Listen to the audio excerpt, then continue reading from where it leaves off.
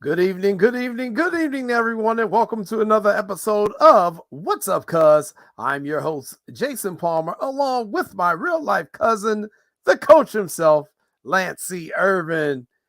Cuz, how you doing? Happy Monday to you. Man, happy Monday to you, cuz. But I'm just curious here. You jump on with all this Lim Bloom alumni stuff and this, that, and other. So y'all must have won some major championships this weekend. Talk to me. Because you all decked out in Lim Bloom apparel. So, and I'm all for swoop, swoop. But did we win a football game this weekend or something? We did. We won our homecoming football game. We won 48-0 over Solorio, and we are undefeated this year I think we're in one of the blue conferences. So we're not in one of the stronger conferences. But as you always taught me, you can only beat who you're playing.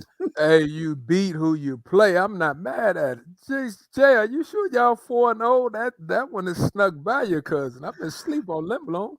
Don't be sleeping on us. We may. You think we four? Yeah, we 4-0. We 4, or it might be 5-0. One or two. We're undefeated so far. So congratulations to all the Eagles of Lindblom for their homecoming victory. I was out there, got to connect with a lot of my classmates and schoolmates. Always a good time to reconnect with them. And welcome to you all. Make this your home on Monday nights from 6 to 8 p.m. here on What's Up, Cuz. If you're checking us out on the Roku channel, the Sports Zone Chicago Roku channel, we appreciate you checking in with us wherever you are in the world.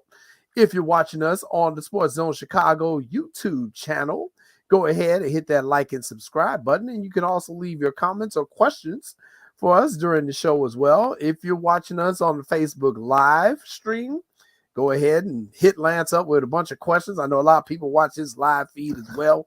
And if you're watching us on the Sports Zone Chicago app, we appreciate you for tuning in there as well. And if you do not have the Sports Zone Chicago app, my cousin Lance is getting ready to tell you where you can go to a couple of these places: the iTunes store, the Amazon store, and the Google Play store. And make sure you follow my cousin on all his social media accounts and follow me on Facebook and ask me questions. And Jason, I just noticed, my goatee really has me look like Morris Chestnut today. Oh, no. I'm not even going to get started. No. I'm not going to get started. I just looked and I thought that was Morris Chestnut I was looking at. My fault. I did not think that was Morris Chestnut that I was looking at, but okay. Please let's not go there again.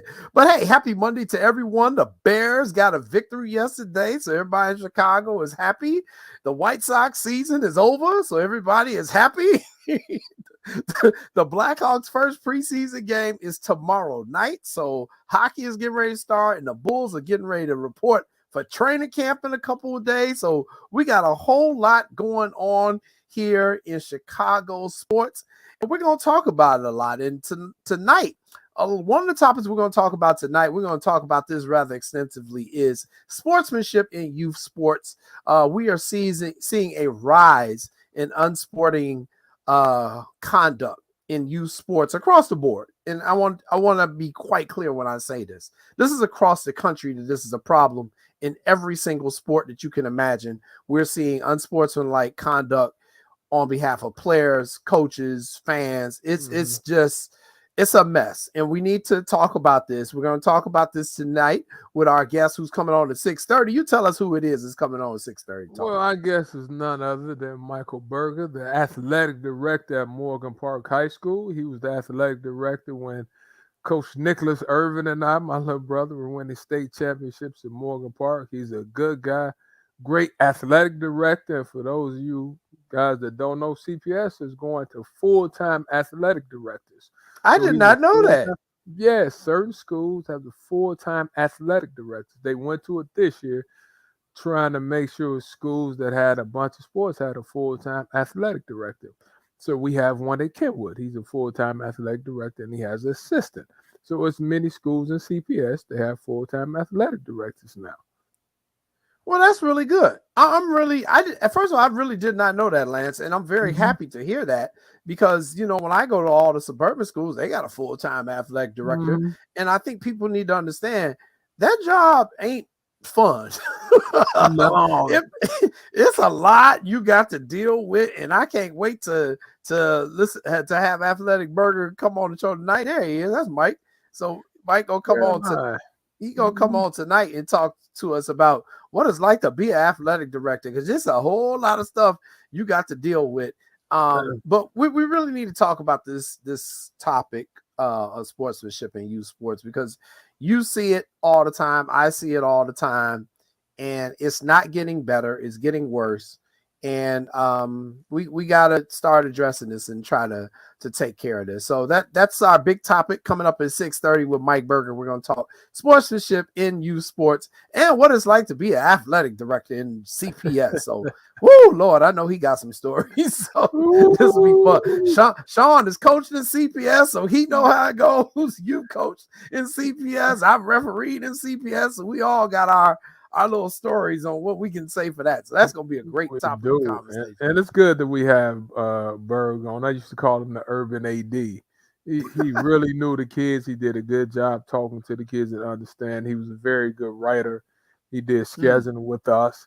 He did scheduling with baseball, football. He traveled on trips with us, local trips, out-of-state trips. And he really was very helpful of getting us to the point where we didn't have to worry about a lot of the things that we had to worry about when Nick and I first got there.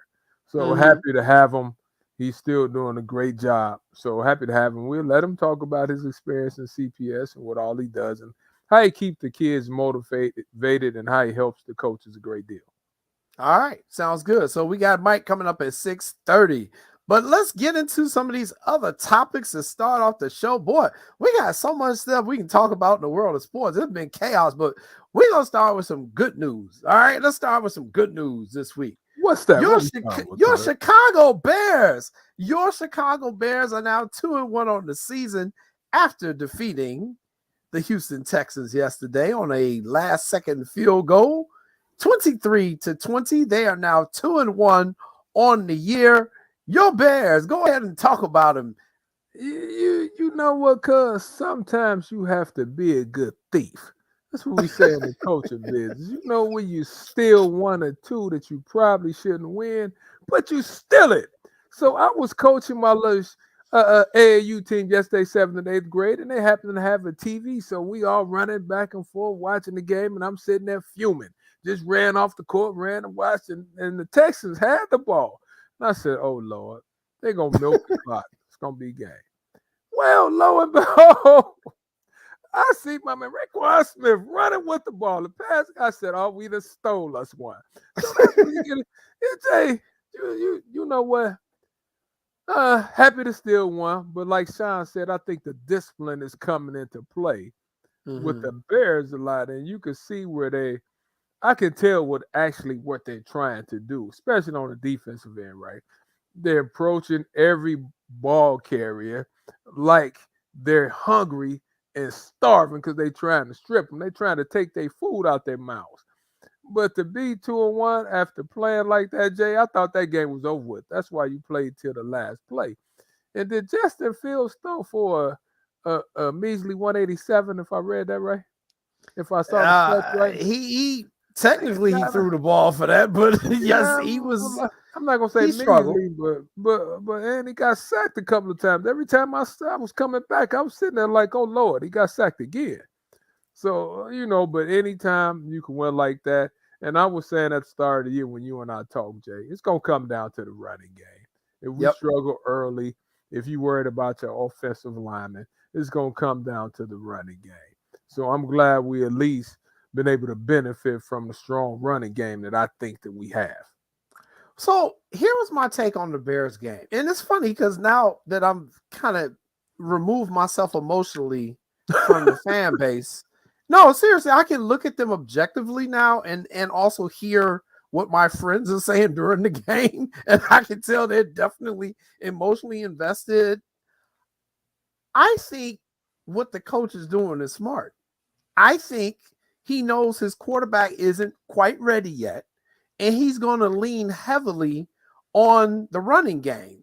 But when I heard everyone talking, everyone was saying how Justin Fields wasn't doing well. Did they make a mistake? Is he going to be a bust? And I'm like, wait a minute, slow down. First of all, y'all won the game, so you ought to be happy.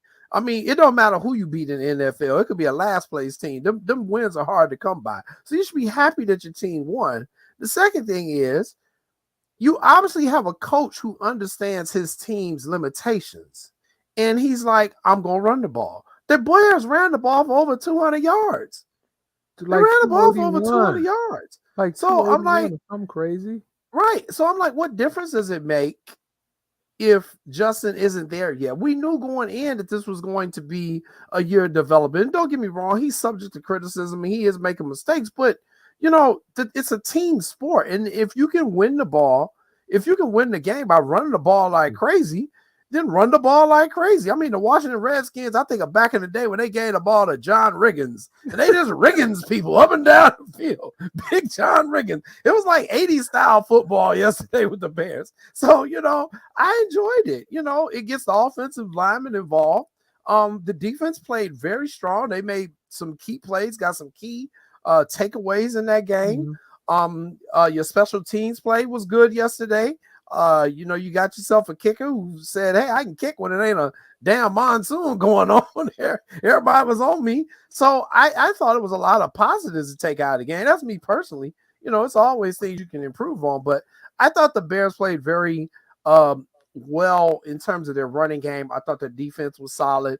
And your passing game, you got some issues. But until he gets some damn receivers and until he develops, I mean, they're going to win ugly. That's why I was thinking. I was like, when the Bears win games, they're going to be games that they won ugly. Even the first game of the year, it was an ugly win. But a win is a win, right, Coach? Yeah, right. There's nothing wrong with winning ugly, Jay. Like you just said, you win. And I think it's smart. If I'm going to have time of possession on my side, if I could run the ball 40 plus times, that means the other team is not getting the opportunity to score on me. So that's smart coaching. And like you said, he put his team in position to win. And as a coach, you really I never really cared about what the critics were saying, because at the end of the day, he knows his team, right? He's 2-1.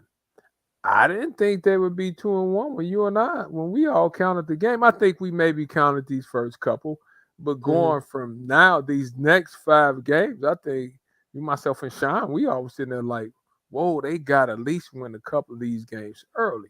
And he's giving his team confidence, right? The more you win, the better you play. So shout out to Coach getting his team in position to, like I said earlier, Jay, they stole a win. And I'm taking that win all day, every day. They stole Well, we know you take stolen wins, Mr. Bob Baffert and the horses. I mean, nobody's apologizing for a stolen win. Bob Baffert didn't. Now, we don't have the luxury like your Miami Dolphins, like your like your major team now. I'll tell you what, getting the cheetah on your team, that changed the whole franchise. That's really been beneficial to the way Tua is looking, Jay, because last year people were going around saying we didn't know how well he could throw the ball. I thought he threw the ball well when he was in college, but one receiver and an offensive line that's blocking for him, Jay, he looks like a totally different player. And I don't mean to transition to that, but I was just thinking about that when we talk about throwing the passing game. I mean, for goodness sakes, we had a game last night that was won 11-10. Yeah. that was crazy. And we had Russell Wilson out there quarterbacking. I thought it was the first quarter of a Pee Wee League basketball game. I had to do a double take. So now we have a premier quarterback scoring 11 points. So I'm going to take the 23 and the 40 plus ball carries and the 250 plus yards and sit here smile. It was a really weird weekend in the NFL. It was. There was some strange stuff going on in them games. Las Vegas, everybody's like, Las Vegas is going to be like the college team to sign everybody to the NIL deals and can't win. 0-3. How about the Green Bay Packers in Tampa Bay? 14-12. Yeah. Tom Brady and Aaron Rodgers, and I'm sitting here 14-12. And Tom Brady actually made a mistake. He actually made a mistake on the 2-point conversion until they could have tied it. And he lost track of the play clock and got a delay of game penalty and screwed up. And that was clearly his fault. it was strange. It was a very strange week. But you know, the NFL get like that sometimes where you have just one week where a whole bunch of goofy stuff happens. And I think that was definitely this past week in week 3 because I saw some weird stuff, you know, and you talked about the Bears winning with the time of the possession. And, you know, it just shows you how in football you can win a game in so many ways. So the opposite of that was what happened clearly in the Dolphins game. With the Dolphins and the Bills had the ball like twice the amount of time that Miami did. And Miami somehow won the game. And it was because basically of their defense. Also, Jake Allen made an uncharacteristic mistake on play where he could have got a 2-point conversion late in the game. He threw the ball into the ground. So it was, I'm sorry, he was going for a touchdown. It was weird, man. It was just some weird stuff that happened yesterday. But, you know, it's why the NFL is the king sport, man. It's why everybody tunes in to watch it. So, you know, congratulations to the Bears. And who's up next for your Bears? Are they playing the G-Man next? You know what? I think you playing the G-Man, the New York Giants. I might be able to go 3-1. I might. I don't know. It's interesting, Jay. But I'm feeling good right now, Jay, because once again, they're playing hard. Like I think you and Sean used to say this about the White Sox last year a little bit. They're not playing hard enough. Like we don't understand what they're trying to do. But the Bears are playing hard. We understand what they're trying to do. You know, I'm still a little iffy about the offensive line. I like Kmet as the tight end. You know, I think he's gonna be special, Jay. Moving forward because everybody has a good tight end, right? And I think he's a really good tight end. So shout out to him. But we'll see Sunday. But like we said, Jado, I'm happy. I'm not getting a side piece team. I'm not doing like you. I'm not a fair weather Bears fan. I'm gonna stick with my Chicago Bears. I'm sticking with Justin Fields. I'm sticking with Raekwon Smith. Is Roquan or Raekwon Smith? All I said, Jay, I was saying this during the game. Pay that man his money. Y'all don't want to pay him? Pay him his money. Pay him his money. Now, I don't know what Sean was saying, but I was like, hey, Jay, can't they franchise him for another year, though? They can franchise him for another 2 years, if I'm not mistaken. He's got a while. He don't really have no leverage. Leverage. That's what I was saying when he did his hold in.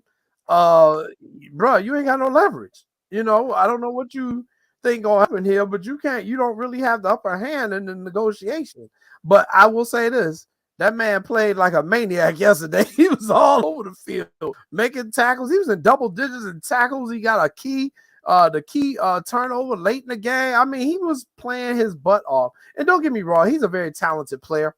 Roquan's a very talented player. So you know, you expect to see that from him on a consistent basis. Hey. Yeah, he gonna get paid. He's gonna get paid. And Jay, I don't know if Sean can answer this, but you know how the Bears had the ball and they were setting up for the field goal. And I was sitting there watching the game, and there was some people hollering, "Kick the ball on 3rd down because if something mess up, then we have the 4th to kick it again." And I was saying to myself, is that a really good idea? So is that a good idea, Jay? Would you have kicked the ball on 3rd down, or would you did like they did? I said, no, they're not going to do that. They're going to wait and call a timeout and kick it on 4th down. So would you kicked it on the 3rd down? I got confidence in Santos. I wouldn't have done it, but, you know, people can do it. I don't really have a problem with what he was doing. Now, you know, we do need to talk about this because everybody was upset with Eberflus in terms of the end of the first half. He had 3 timeouts. The Bears had the ball, and people wanted him to pass the ball.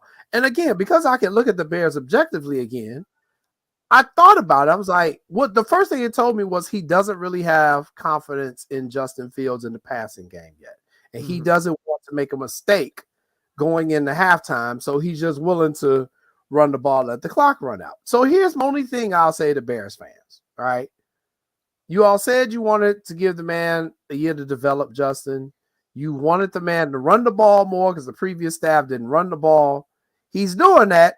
And now people mad at him. I mean, it's like, make up your mind, Bears fan. What do you want him to do? Yes, I'd like to see Justin develop more, but it doesn't look like he's there yet. It looks like he's struggling with some confidence and some things. So if the man said, you know what, I'll just run the ball and, we're going to win games that way, then so be it. I honestly think that is the way they're going to try to win most of their games this year. It's going to be boring. It's going to be ugly.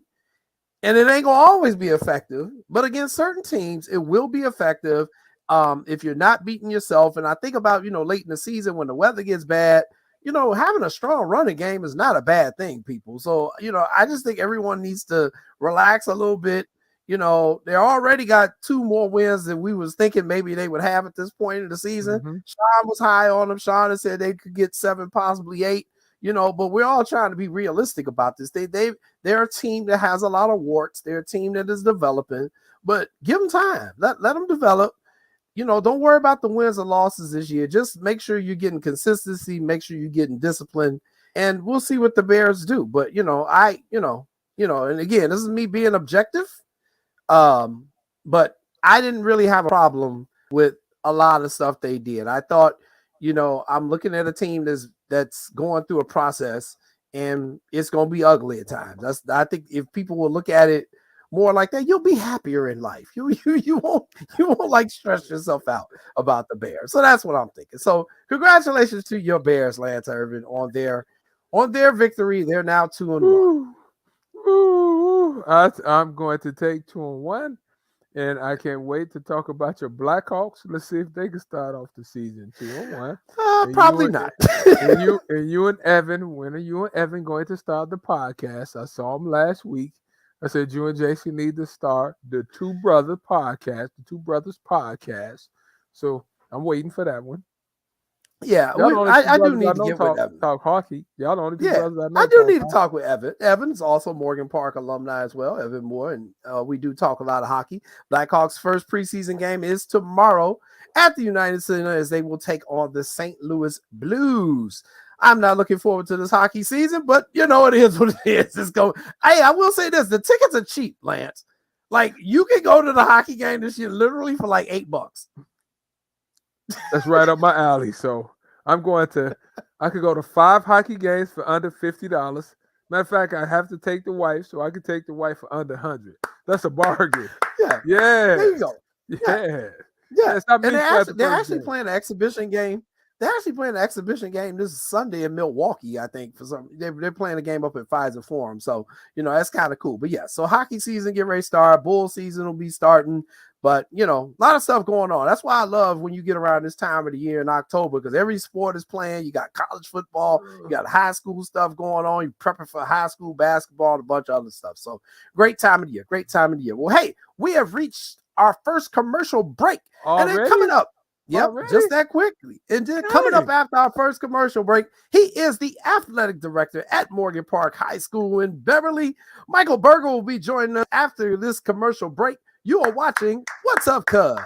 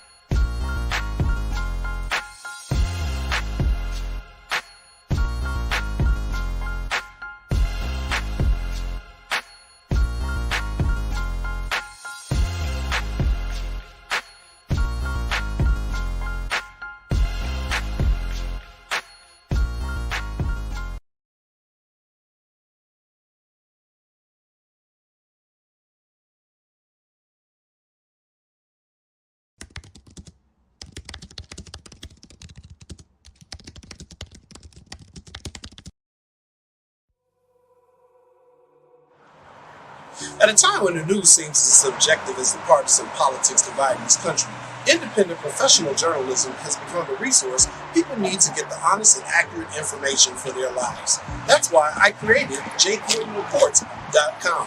As a born and raised Chicagoan, I know this city better than anyone.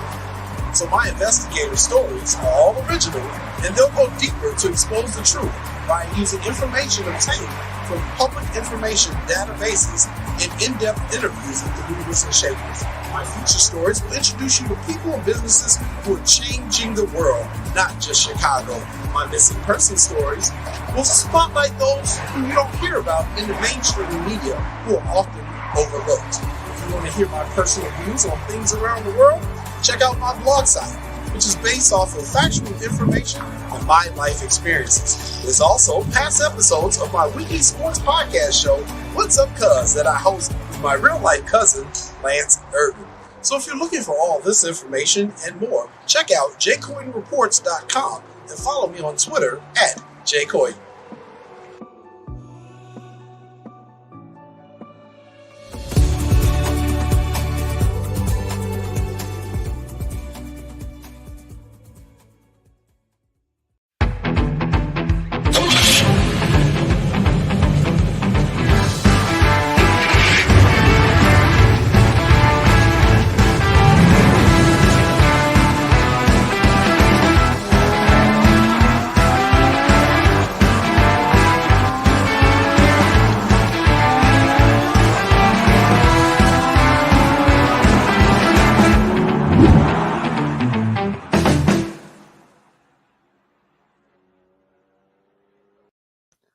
Welcome back, ladies and gentlemen, to What's Up, Cuz. I'm your host, Jason Palmer, along with my cousin, the coach himself, Lance C. Irvin. Don't forget, NASCAR is coming to Chicago next year.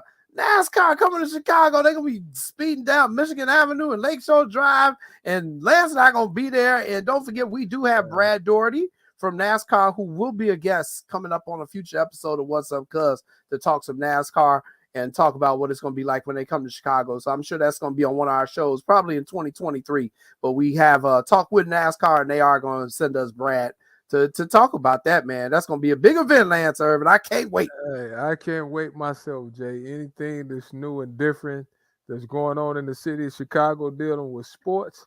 Oh, and Jay, I love race cars, to be totally honest. You know, I'm the guy to have those those remote control race cars. I'm like a big kid. And the only person that has a better collection than me is you. So, but you don't even have race cars, so that's why I trump you on that. See, you thought I was going to say somebody else. But Ben Wallace, you know, I have a piston story. Ben Wallace has a nice remote car collection. I did not know that. Interesting. Yeah, see, I know your history about the Pistons. See, you just thought we was playing basketball and whipping people. We was doing more than that. Oh boy, you a hot mess. All right, and everybody, tomorrow, make sure you go to jcoynereports.com. Is I'm going to give my take on the 2022 Chicago White Sox. I wanted to wait till the end of the season before I gave my take, but the damn season is over. So I said I'll do it now. I can't wait. Why wait? So I'll give everybody my take. That'll be on Jay Coyne Reports tomorrow. All right, let's get ready to bring on our first guest. He is the athletic director at Morgan Park High School. You know this man very well. Hey. And we reached out to him because we want to talk about a topic that is going on around the country, and it's regarding sportsmanship in youth sports. We've seen incidents in every single sport in all sorts of demographics, rural areas, city areas, south, north, west, east. It doesn't matter whether it's high school, elementary school, travel ball. We're seeing just so many acts of unsportsmanlike conduct. So that's one of the things we want to talk with him about. We also want to talk with him about what it's like being now an athletic director in CPS, just like as you said earlier, that CPS is now going to full-time athletic directors district-wide. So let's go ahead and bring him on, Mr. Michael Berger from Morgan Park. AD Berger, how you doing? Welcome to What's Up, Cuz. Oh, got you on mute there, Mike. How are you guys? Thanks for having me on. There you What's go. up, Bird? How are you, sir? How you doing, Lance? Man, you know what? Thanks for coming on. And I was telling people early before you jumped on, Berg. I said, when you came to Morgan Park and helped Nicholas and started helping the sports program, that's really when we turned the corner. because you was instrumental in helping us with scheduling, helping us with traveling, helping us secure funds to take kids to go play in different states and stuff. So I appreciate everything you do for us. And you're one of the few athletic directors that's showing up for football games wearing ties and stuff. Well, So, I don't know if I helped turn the corner because you guys had won 2 state championships and a 3rd place before I even got in the door. But I'm glad I helped us. Help win 2 more. It was a dream come true working with all the Irvins and all the coaches I got to work with. And I still get to work with at Morgan Park. I've worked with Hall of Fame coaches like not only you and your brother, but Coach Calhoun, our Hall of Fame track coach, has won multiple state titles. I think I'm working with one now in our football coach, Chris James. He's doing a phenomenal job of building this program up to where Coach Spurlock had it back in the day. Coach Marchand, our soccer program, I know it's down a little bit right now, but he's going to build it back up again. He's been there forever, and he's done a great job. And then he needs to be in the Hall of Fame. The Illinois Baseball Coaches Hall of Fame is Ernest Radcliffe. He's done a great job. He's won city a couple times. He's won a 4th place in the IHSA baseball. I don't know any other public league team since we haven't got the automatic bid that's done that.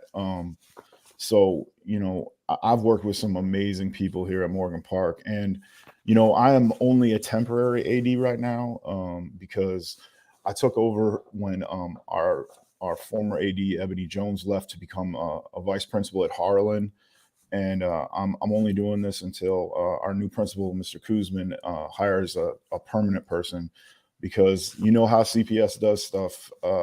The way they staff this new permanent AD thing, I would have to give up my tenure as a teacher, and so would you?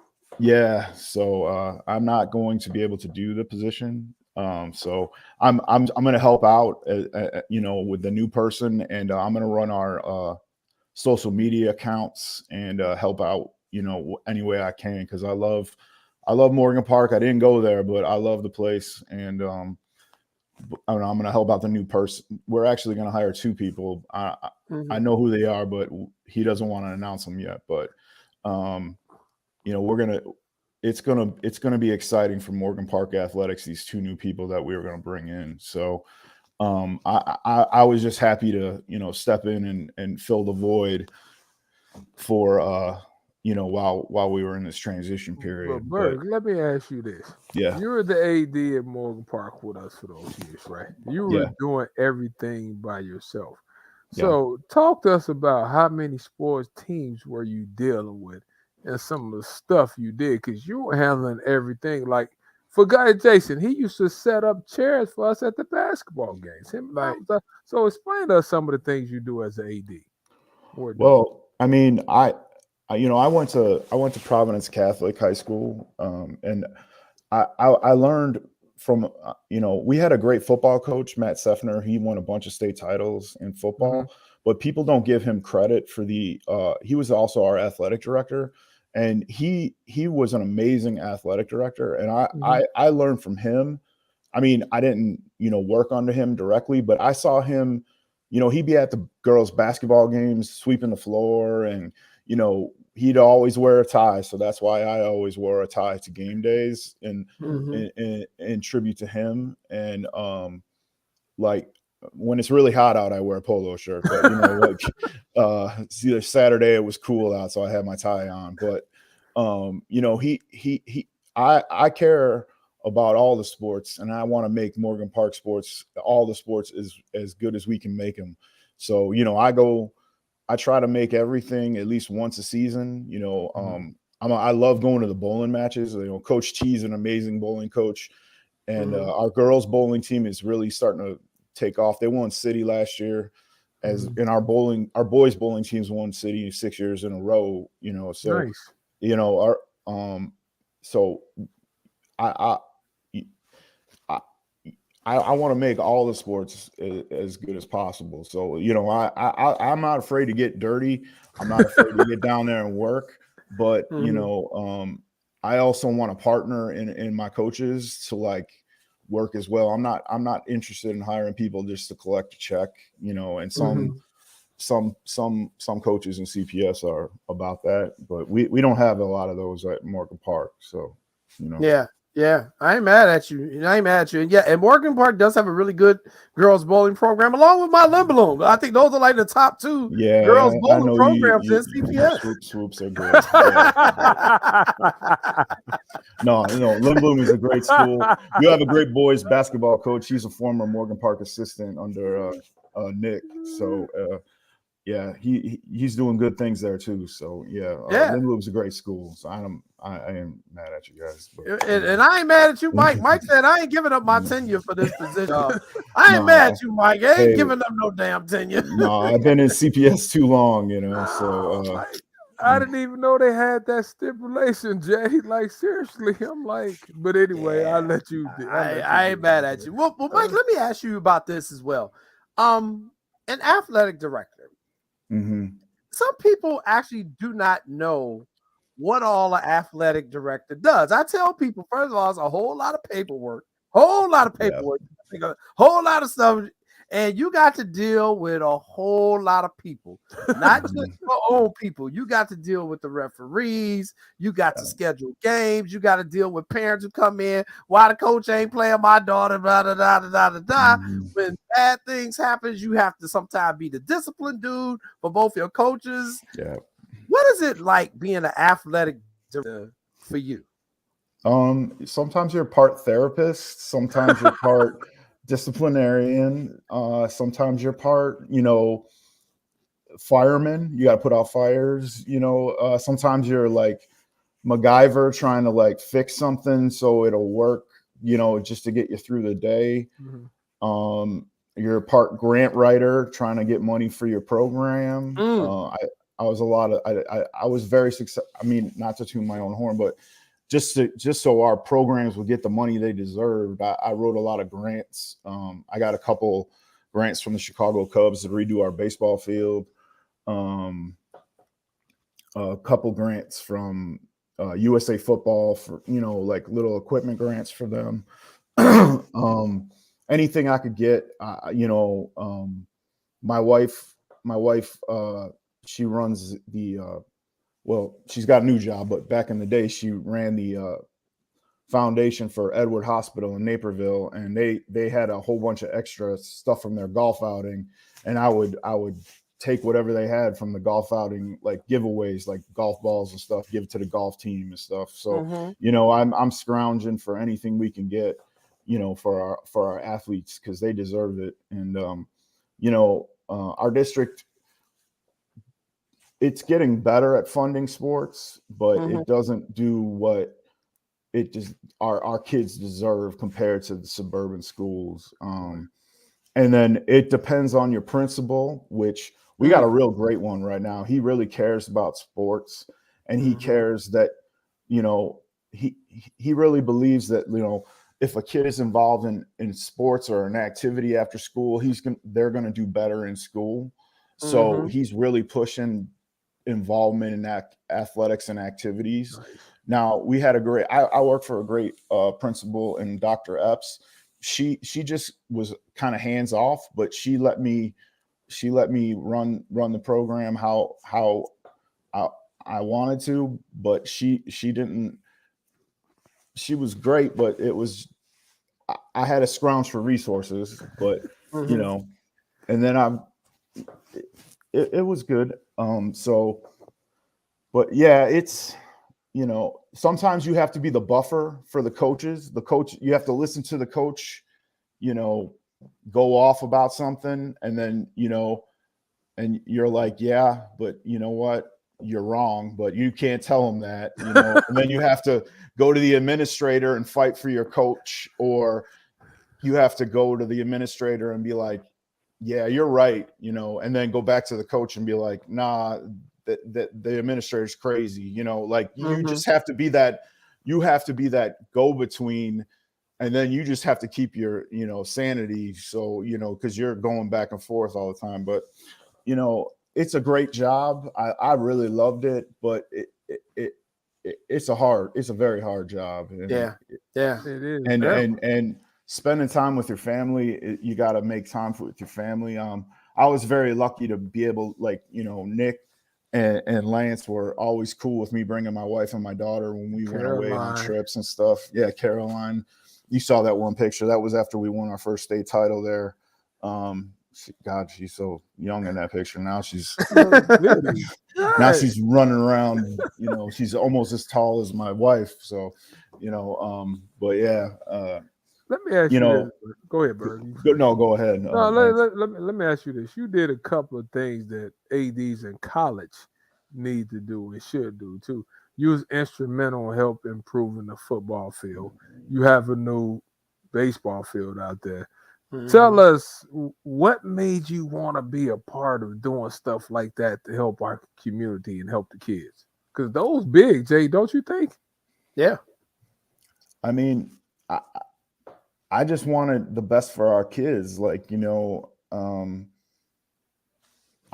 know. I just, I just wanted to, I treat our athletes like if they were my kid going to Morgan Park. So I want the best for my daughter and I want the best for our kids at Morgan Park. So, I don't have a son, and so I only have a daughter. I love her to death. And, I treat those guys on the teams like they're my sons. So I want the best for them. And I'm trying to make, like I said, I didn't go to Morgan Park. I didn't grow up in CPS, but I've only worked in CPS. So, I try to make it better as much as I can every day. So, I love Morgan Park. I've worked at an elementary school, but the only high school I've ever worked at in CPS is Morgan Park. So, that's all I can, Hey, Jay, see, Mr. Berger, MB's not going to toot his own horn, Jay. But like I said, I just got to go over this again. Football field, Jay. Brand new football field at Morgan Park. If it ever gets finished, yeah. But they've been starting. Baseball field, Jay.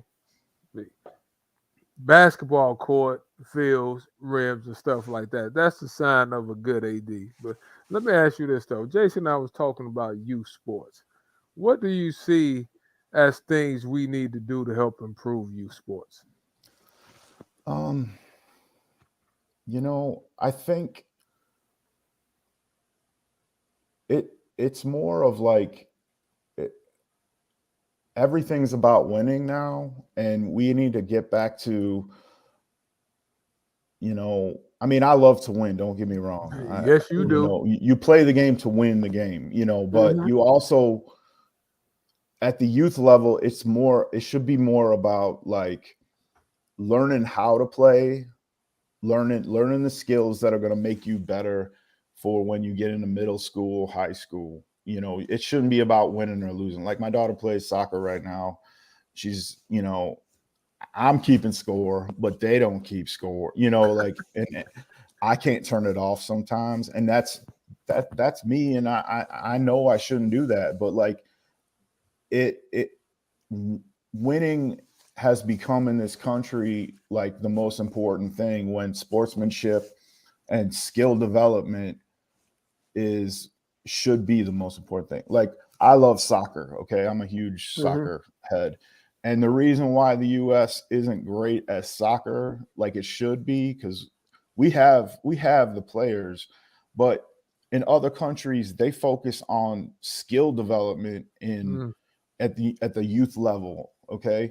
We focus on winning and losing and playing travel and all this other stuff, where all they're worried about is getting the kids to a certain skill level. And then when they get to be, late middle school, high school, that's when they start focusing on, okay, we're going to take the best players and then go have them play, against the best players, not in the third and fourth grade, like, okay, like when they're still like growing, but I'm not against travel or AAU or anything like that, but like we need to be more focused on skill development in those things, but and then sportsmanship is a skill that we need to develop more, it shouldn't be more like if a kid is not acting right, we need to do as coaches and administrators, take him out and have him sit. Like the bench is the best medicine for someone who isn't doing what they're supposed to be doing. I found, okay, you don't want to go to class, you don't want to do what you're supposed to do. There you go, have a seat. That isn't good enough for you. Well, you don't have to be on the team anymore. Like it's that simple. But yeah, and I mean, Mike, we see these bad incidents of sportsmanship. Unfortunately, your school was a part of one most recently. We're not going to really get into that on this show because I want to give the IHSA the time to do their thing. I want to give CPS Sports Administration time to do their thing about the details. It's been reported, so the public knows what happened between Kenwood and Morgan Park, unfortunately. And it's uncharacteristic of both of those fine schools, but stuff happens, and I'm confident that the leadership at all schools and the IHSA are going to handle this appropriately. What can the parents do, Mike? What can parents do to encourage sportsmanship? Not just at your school. Just tell me in general, because you're a soccer parent, and personally, I think the soccer parents are the craziest of them all. So, what can the parents do to encourage sportsmanship? I don't know. I know that's hopping out, but we all need to just relax and just let the kids play. The kids don't care. They like, my daughter's 10. She gets home from the game and 5 minutes after the game's over, she's talking to her friends or doing something on TikTok. I'm the one mad because they lost the game. You know what I mean? Like, I'm the adult. I'm 45. She's 10, and I'm the one that should be like, not upset about it. The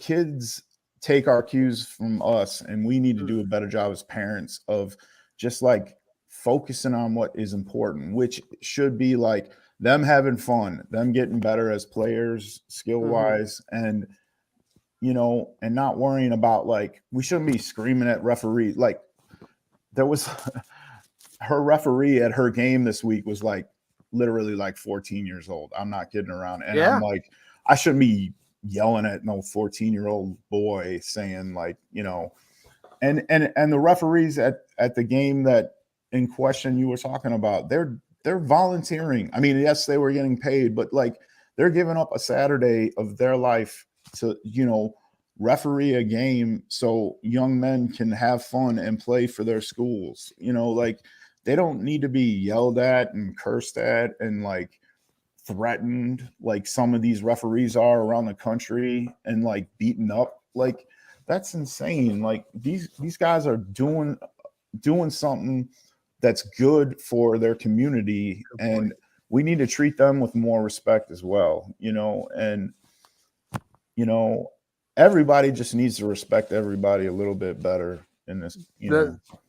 That's a great point, MB. And I think, Jason, like, one thing that Berg touched upon was like, we as adults have to do a better job being adults, right? And I think people get too familiar with the referees, at least around here in Chicago, and they think that they could talk to them any type of way. And let's talk about nationally, right? The referees giving up, like you said, Berg, that time on a Saturday, right? And I had some kids talking to me today, talking about the game Saturday we was talking about. And they were like, the referees are cheating. I don't think refs cheat. I just think some refs are better than other refs. And I think some people miss calls. Now, but with that being said, though, as kids, we have to teach them how to keep their emotions in check and have them understand that, look, this is a game that you're fortunate to play. Let's just go out there and play. But like you were saying, too many times we're seeing adults, we even see kids chasing referees, people fighting on the court. That stuff needs to change. What's your thoughts on that, cuz? Well, I mean, being an IHSA referee, being a college referee, being a travel referee, I've seen all sorts of crazy stuff for people. And, I think a lot of it is because we're in uniform, they almost don't see us as a person. They see us as a character. The other thing I see, and Mike kind of touched on it, and you kind of touched on it, I just think some people think they have the right to say stuff. I think people feel they have a right to come on to the court. I've seen people go on the courts, and I'm like, if you were at the Bulls game, do you think you'd actually run onto the United Center to yell at the other team or to yell at the referee or whatever? So, I kind of want to ask you guys this question as it relates to sportsmanship.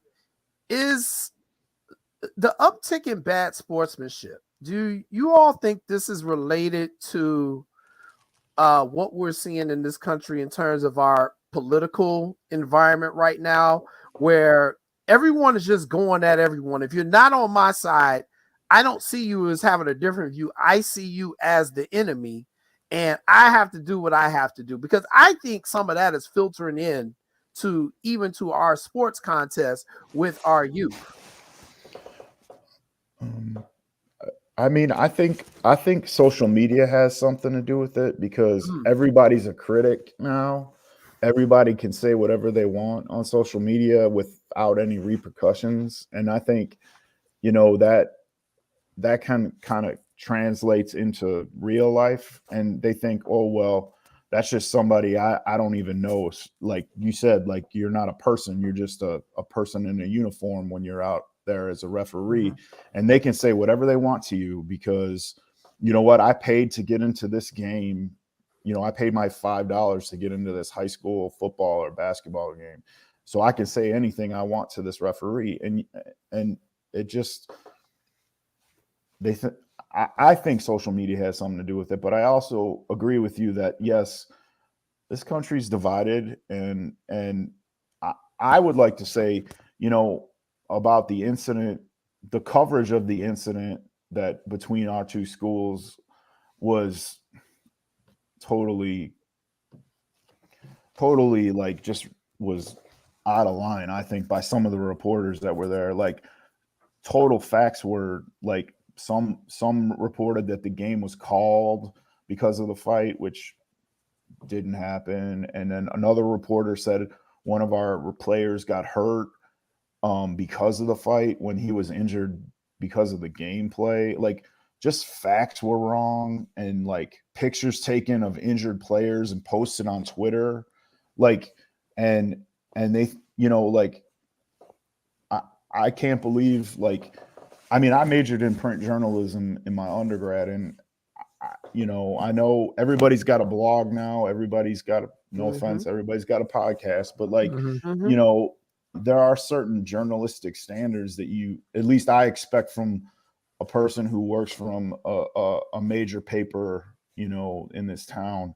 And what was done was just out of line, I feel. So, but I'm sorry to, switch subjects on you. No, that I mean, we talk about that all the time. Me being a journalist myself, I'm often critical of my industry when we deserve the criticism.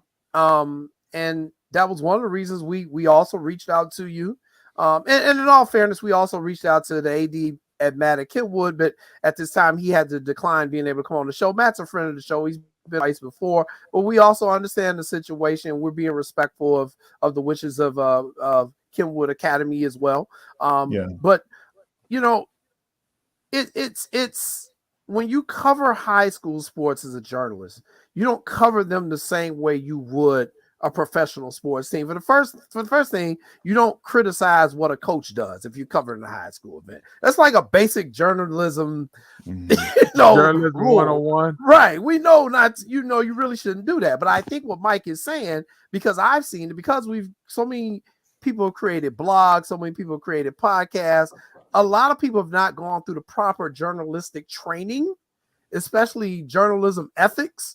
And, once the stuff is out there, now you got a guy like me coming in. I'm trying to figure out what really happened and confirm some stuff before I put it out there. So I do agree with you, Mike, in that I think that the social media is also leading to a lot of the sportsmanship issues that we're seeing around the country and in all of these sports as well. Now, one of the things I love about Morgan Park, is the school newspaper, is what you all do, and you're able to promote everything that's going on with the school. And a lot of people don't know journalism. If I'm not mistaken, Mike, I know they have like a journalism competition for the IHSA.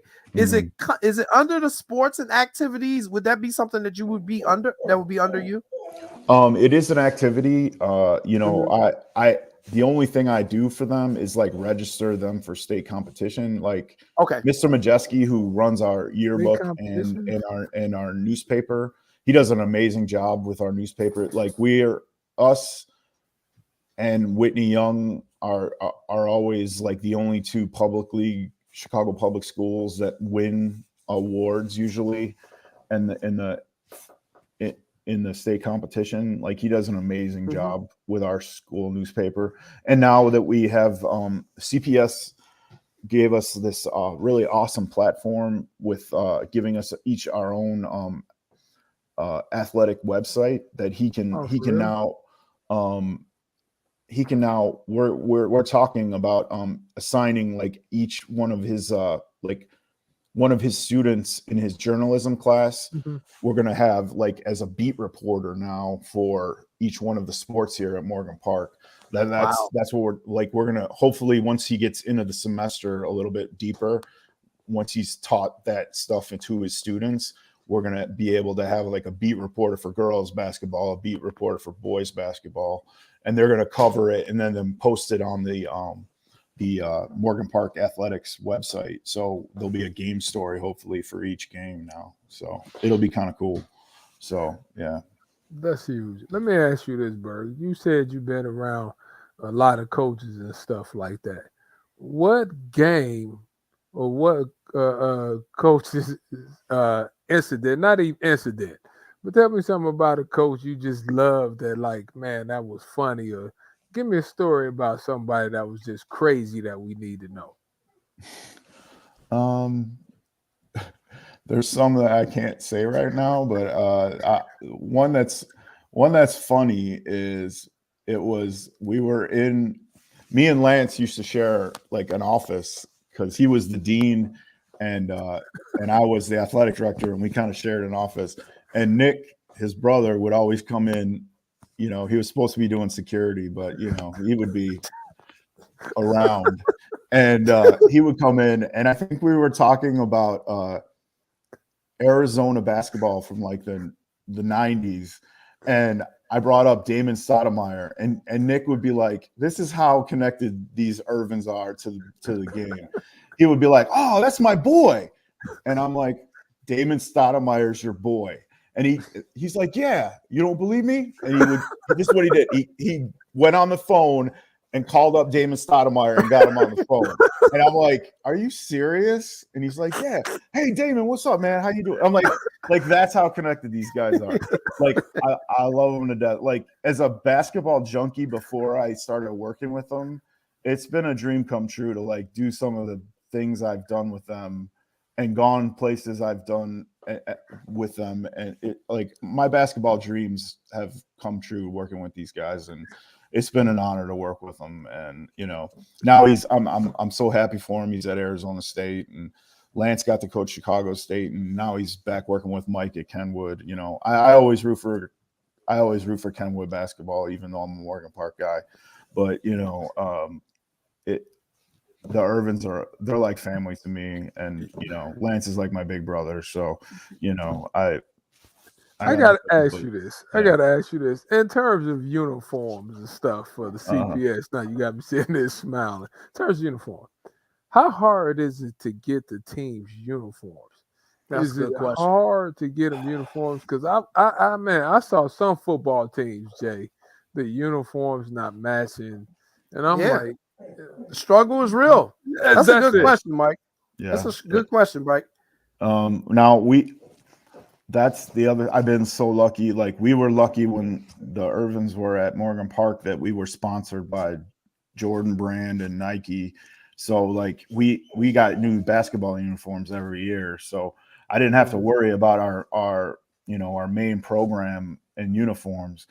So, but and then now with football, Chris does such an amazing job fundraising with the alumni and all that stuff that, you know, I don't really have to worry. I didn't have to worry about uniforms, but now the other sports, it's just, you know, beg, borrow, and steal, trying to find, or, you know, now I have a great principal now, so he's willing to, you know, spend money. But, you know, I remember the first time I won state when we beat Fenwick in overtime.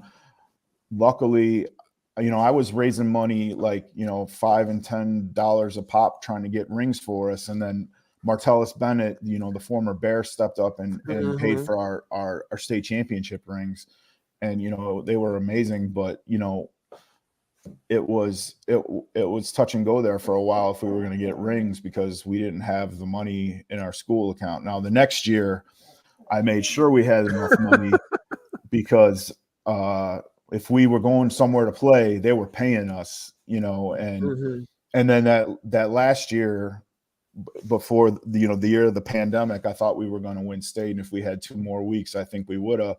I had enough money when we left to pay for rings, you know, with Adam and Marcus and, you know, B West and all those guys. But you know, it's tough. Yeah, that team, I just, you know, we never got to end it on the court, win or lose, and that'll be my biggest regret as AD, is just we never got to finish on the court either way, you know. So, and then, you know, I mean, there's way bigger tragedies that have to relate to that pandemic, but, you know, sports wise, for me, that'll always be the one that got away. But, you know. Got you. Well, hey, Coach Mike, we appreciate you so much joining us today to come on and talk about all these topics. And this spring, we got to get Coach Ratcliffe on. And personally, I'd love to have Coach Calhoun on too. Because, be great. I mean, the amount of athletes he's coached in track and field in state championships. When I first became a reporter in '99, I would go down to Eastern Illinois, and I covered a lot of those great Morgan Park track teams, Alexandria Andersons, and I mean, he always put a good team out there on the track. So we would love to have Ernest and Derek coming up in the spring. But just thank you so much for coming on and talk to us and share with us a little bit of your experience of being an AD and CPS and the things that are going on. And you hang in over there and keep doing what you're doing, and we will see you soon. And don't give up your tenure, man. You closing to retire. Right. Thank you guys for having me on. It was a blast. So thanks, Berg. Appreciate you. Bye, guys. Mike Berger from Morgan Park, everybody. Thank you. All right. You are watching What's Up, Cuz. We are going to take a commercial break, and then Lance and I are going to come back and chop up some more topics. And we also got a jump ball. We got a jump ball for this week. Woo, this is going to be an interesting question. Woo. You're watching What's Up, Cuz. We'll be right back.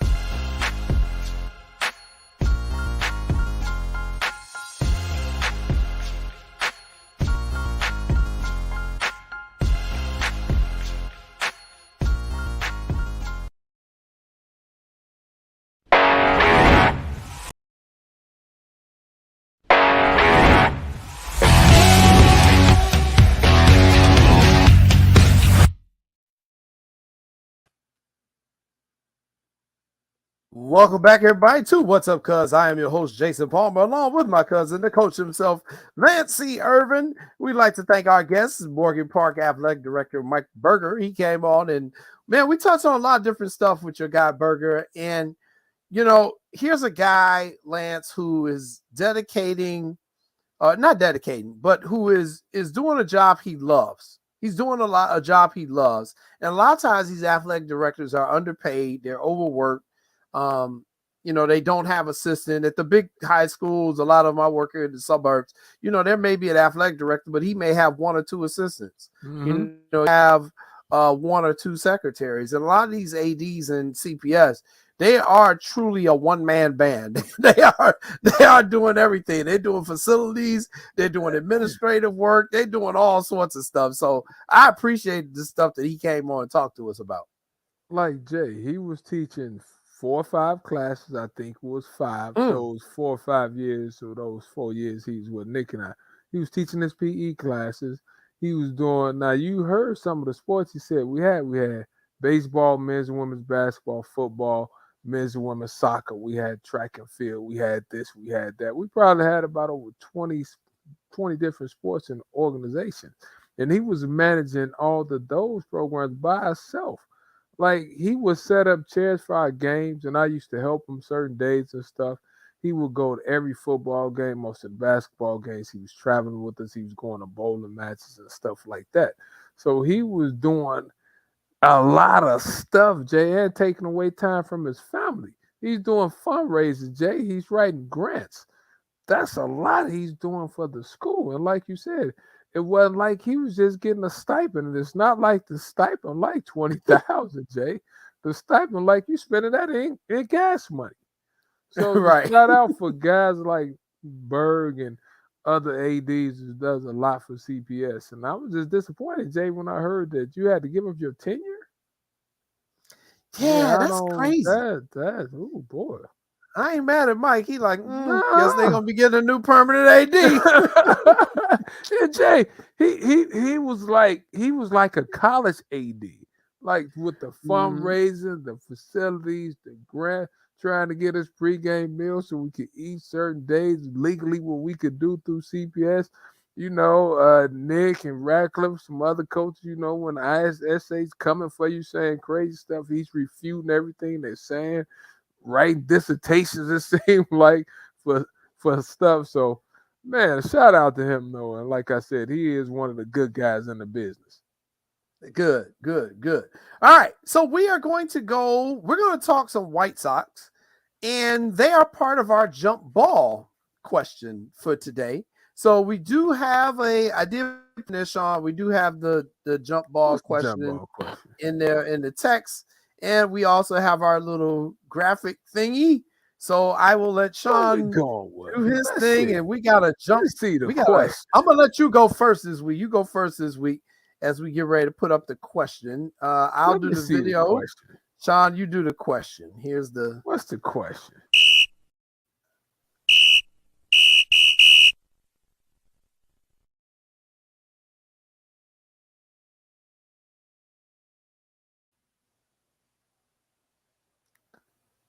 What's the question?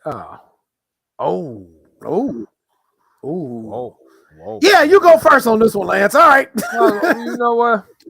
I'm going to go first for this. Ready? I'm ready. John's got off the screen. You got 60 seconds. Let's go. Will the White Sox be better or worse in 2023? The way I'm sitting right now, I think I want to say better, but I'm not sure they'd be better. I'm not one to get on here to beat up coaches and stuff like that. But some things have to change. A couple of things. First of all, I'm not sure if Tony's coming back managing this year. He's missed next year. He missed the last half of the season, right? And the clubhouse and the locker room wasn't right for the majority of the season. So we have to fix that. Unless that is fixed, then it's going to be worse next year than it was this year. You can't have lack of chemistry. You can't have guys not playing as hard as they possibly can play, it seems like to me. You can't have questionable managerial calls if we're expecting to be better next year. Now, with that being said, we have all the pieces to be better, but we still have to field. You have to field. We probably led MLB in errors this year. We still have to consistently hit, and we probably have to upgrade our pitching. What I thought was going to be our strong point coming into this year basically was a wash. And the last thing is we have to find a way to be injury free. All right. So I take it he's saying, I don't even know what he really responded to, but I'm going to say they're going to be better. And here's why I'm going to say they're going to be better. I think they'll be better because you're going to have addition by subtraction. Tony La Russa is not going to manage this team next year. Let's just put it out there. He's not coming back. Tony La Russa was a big part of the problem, and that's going to be the big focus of my article tomorrow on jcoydenreports.com. I think when he yelled at your mean Mercedes last year, he lost the clubhouse, and he never got it back. So a lot of the laziness that we've seen is because they didn't respect the manager. The second thing is, I think they're going to change personnel. I think they've seen enough of Yohan Moncada. I think they've seen enough of some of these other guys. They're going to end up DFAing some people, which is just straight cutting to, or they're going to make some trades, or they're going to spend a bunch of money in free agency. And the reason why I say this is because the fans are not happy. We're not tolerating this, and they ain't going to make no damn money if they try to run it back. You know what, my friend? You know what? You stole some of my ideas, but I'll it's steal hard them. for me. You stole the managerial part. It's hard for me to say don't bring a person back in that. But with that being said, Jay, like I touched on a little bit, Jay, I never thought the clubhouse stuff. Armando agrees with you. He said it's going to be worse. Yeah, like Jay, I thought the clubhouse stuff was just bad this year, right? Like it never felt like they were a complete team because of the stuff that was going on for what I was reading and for what I was hearing. And in the media, coming from the media and coming from stuff you and I was reading and coming from what you were saying, right? At some point in time, enough is enough. Do I think he's coming back? Probably not. When you miss the end of the season like he missed, it'd be hard for me to say he's coming back. But you touched on something interesting. You think he lost the team last year when he yelled? Yeah. Why you say that, Jay? I do, because after that, so here was the thing. It wasn't a popular hire when they brought him in. No Okay. way. No. And so I think the players were looking at it like, okay, well, they made the decision. Ricky is gone. Let's just try to bring Tony in and have some fun with him. See what kind of guy he is. And I think that's what they were trying to establish. And it was early in the season. It was a game up in Minnesota. You're playing Minnesota. We can't stand their asses. That's our rivals. So if we beating them like a drum, too damn bad. So cranked one over the fence when they were throwing a non-position player who was pitching. And Tony got mad and came out of the dugout, yelled at him, kind of embarrassed him, and then had the gall to go and apologize after the game to Minnesota for doing what we did to him. Yeah, he lost to the clubhouse. He lost me with that. I'm like, Tony, what the hell you forgot doing about that? Now, when all the stuff we've seen, the bad defense, not running out ground balls and all that stuff, I ain't seen him jump out the dugout and yell at nobody else over that. And that's what I need you to yell at him at. But that really rubbed me the wrong way with the your mean thing. And the fact of the matter is, it hurt your means game. He was doing well. Now, I do think the league caught up with him and they found a lot of holes in his swing. Don't get me wrong. But you cannot just dismiss what Tony did up there in Minnesota, man. I'm sorry.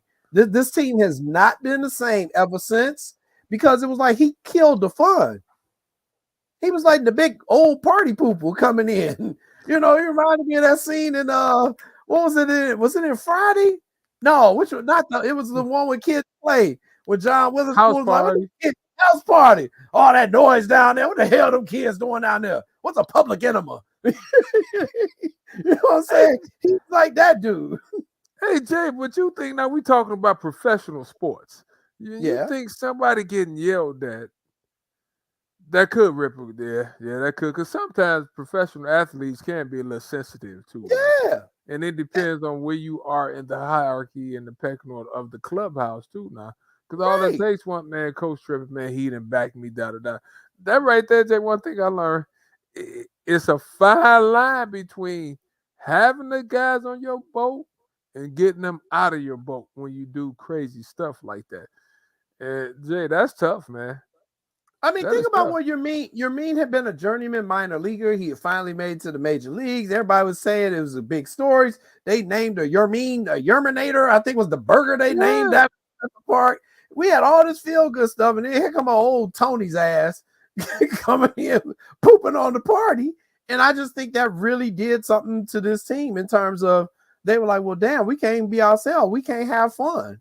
You know, I don't think that's what he was trying to say, but that's how they took it. And I don't think it ever got corrected. Mhm. And then I also think, don't get me wrong, I also think when Houston did what they did to us in the playoffs last year, Ooh. it kind of did something to the team Ooh. confidence, if you ask me. I think that hurt them. Even though there were a lot of injuries this year, which I had predicted because of the short spring training. You But did call that. You called let's that, not like- forget, we had Ozzie Guillen Jr. on this show. Remember? Early in the season. Uh-huh. Well, even before the season started, he kept saying, okay, you think this team that strong, huh? And he kept saying, what have they done in the last 2 years? Yeah. What have sure they did done call in the it. last 2 years? He said that, right? He called it. He said, Called it. you won during a COVID year when we only played 70 games, and then you beat up an AL Central last year and got spanked in the playoff. He like, what have they really done to deserve all this? So I think the White Sox are a hot mess. It's a multitude of problems, not just the manager, it's personnel, it's administration. We got Steve Stone telling fans get on the bandwagon or get off, and we were all like, Steve, we just comment on what we see. Yeah, he said that back in like July. You know, we got the injuries. We got to look at the injuries. Me and Sean are going crazy for the next person to pull a hamstring. We ready to just buy them all yoga lessons at this point because I can't take it no more. So what you do with Eloy?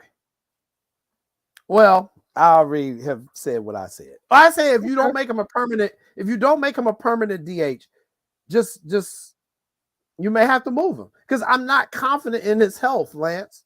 That's the problem. I'm not confident in his health. I think he's a DH, and you've got 3 first basemen, and 2 of them you sticking in the outfield. It don't make no sense, and that's on Rick Hahn, bro. You need some outfielders. Man, Jay, you see, I asked about him first because I'm like, what we doing with Eloy? Like I said, I think so. Did we overestimate the talent? Is our talent really good like we thought, or do I just need to read your article tomorrow? I think you should read the article tomorrow, but I also think that our talent stopped developing at a certain point. Here's what I'll say. Luis Robertson is still swinging the sliders out of the damn zone. That's a problem. If you throw him a slider low and outside, he's swinging. I don't care what the count is. My man is swinging. So, I mean, that's on his development. So that's on coaches. That's on him. It's just some stuff I'm consistently seeing. I'm still seeing Yo-Yo take strikes instead of being aggressive and swinging.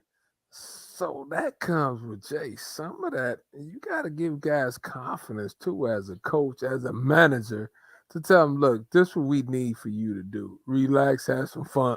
Excuse me, sorry about that. Let's go out and get it.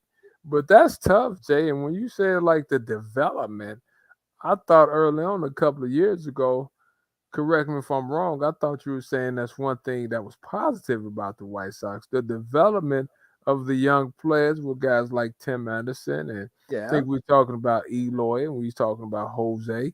Because like I was like, Jay, it seemed like these guys came from out of nowhere, and finally we have a team and we have some players that brings a lot of star power and players that can really play. But now but I know as a player, you have to keep developing too, right? Right. Right. I don't think it's like they've reached a plateau, and I just don't think that this is their plateau. I think they've got more in them. I think they got more in them, and I think you got to find the right combination of coaches and a manager who can bring it out of them. I think bringing in Elvis Andrews late in the season helped them defensively. But, you know, how long can he do that? You know, he had a good 2 or 3 weeks. How long can he do that? Do you really want to bet or Elvis for a whole season. I don't know. You got to go back to Tim. Yeah, I mean But the sample they gotta size not develop. big enough, right? The sample Right, size the not sample big size. enough. Don't get me wrong. He a veteran. He's always had a great glove. Don't get me wrong. He's always had a great glove, and for his defense is why I would like him. But you've also invested in Tim Anderson, who was your only All-Star this year. I mean, all those names you mentioned to me. You mentioned Eloy. We talked about Yo-Yo. We talked about Luis Robert. None of them have made an All-Star team yet. Not one of them. They got the potential to do it. I'm shocked they hadn't do it. I thought all of them were gonna make it 2 years ago. I feel like, oh man, we're gonna be straight with Yo-Yo and Eloy and Luis. But for some reason, it feel like they just feel like, okay, I've got my money. I'm good. I don't really like this manager. I don't know. There's a lot going on internally with that team, and I just think you've got to make some changes. And Yasmani Grandal has gotten old in front of our eyes. That ain't helping either. That's tough. And I thought our pitching staff, Jay, with Michael Kopech and some of the guys that we had, though, I thought our pitching staff was going to be world beaters this year, right? But I do agree with you. Maybe the Houston Astros messed up our pitching staff psyche because they jumped on us and we haven't been the same since. It's kind of like, remember the MMA fighter Ronda Rousey? She was whooping everybody's ass, and then that one girl knocked Ronda Rousey out, and she was never the same. We're all like, Ronda Rousey is the greatest MMA fighter of all time. Oh, girl cracked up one time and knocked her out. She couldn't fight nobody. I think she fought one person. She's like, I'm retired. I was done after that, Jay. Maybe that is the truth. Ooh, Jay, but I don't know.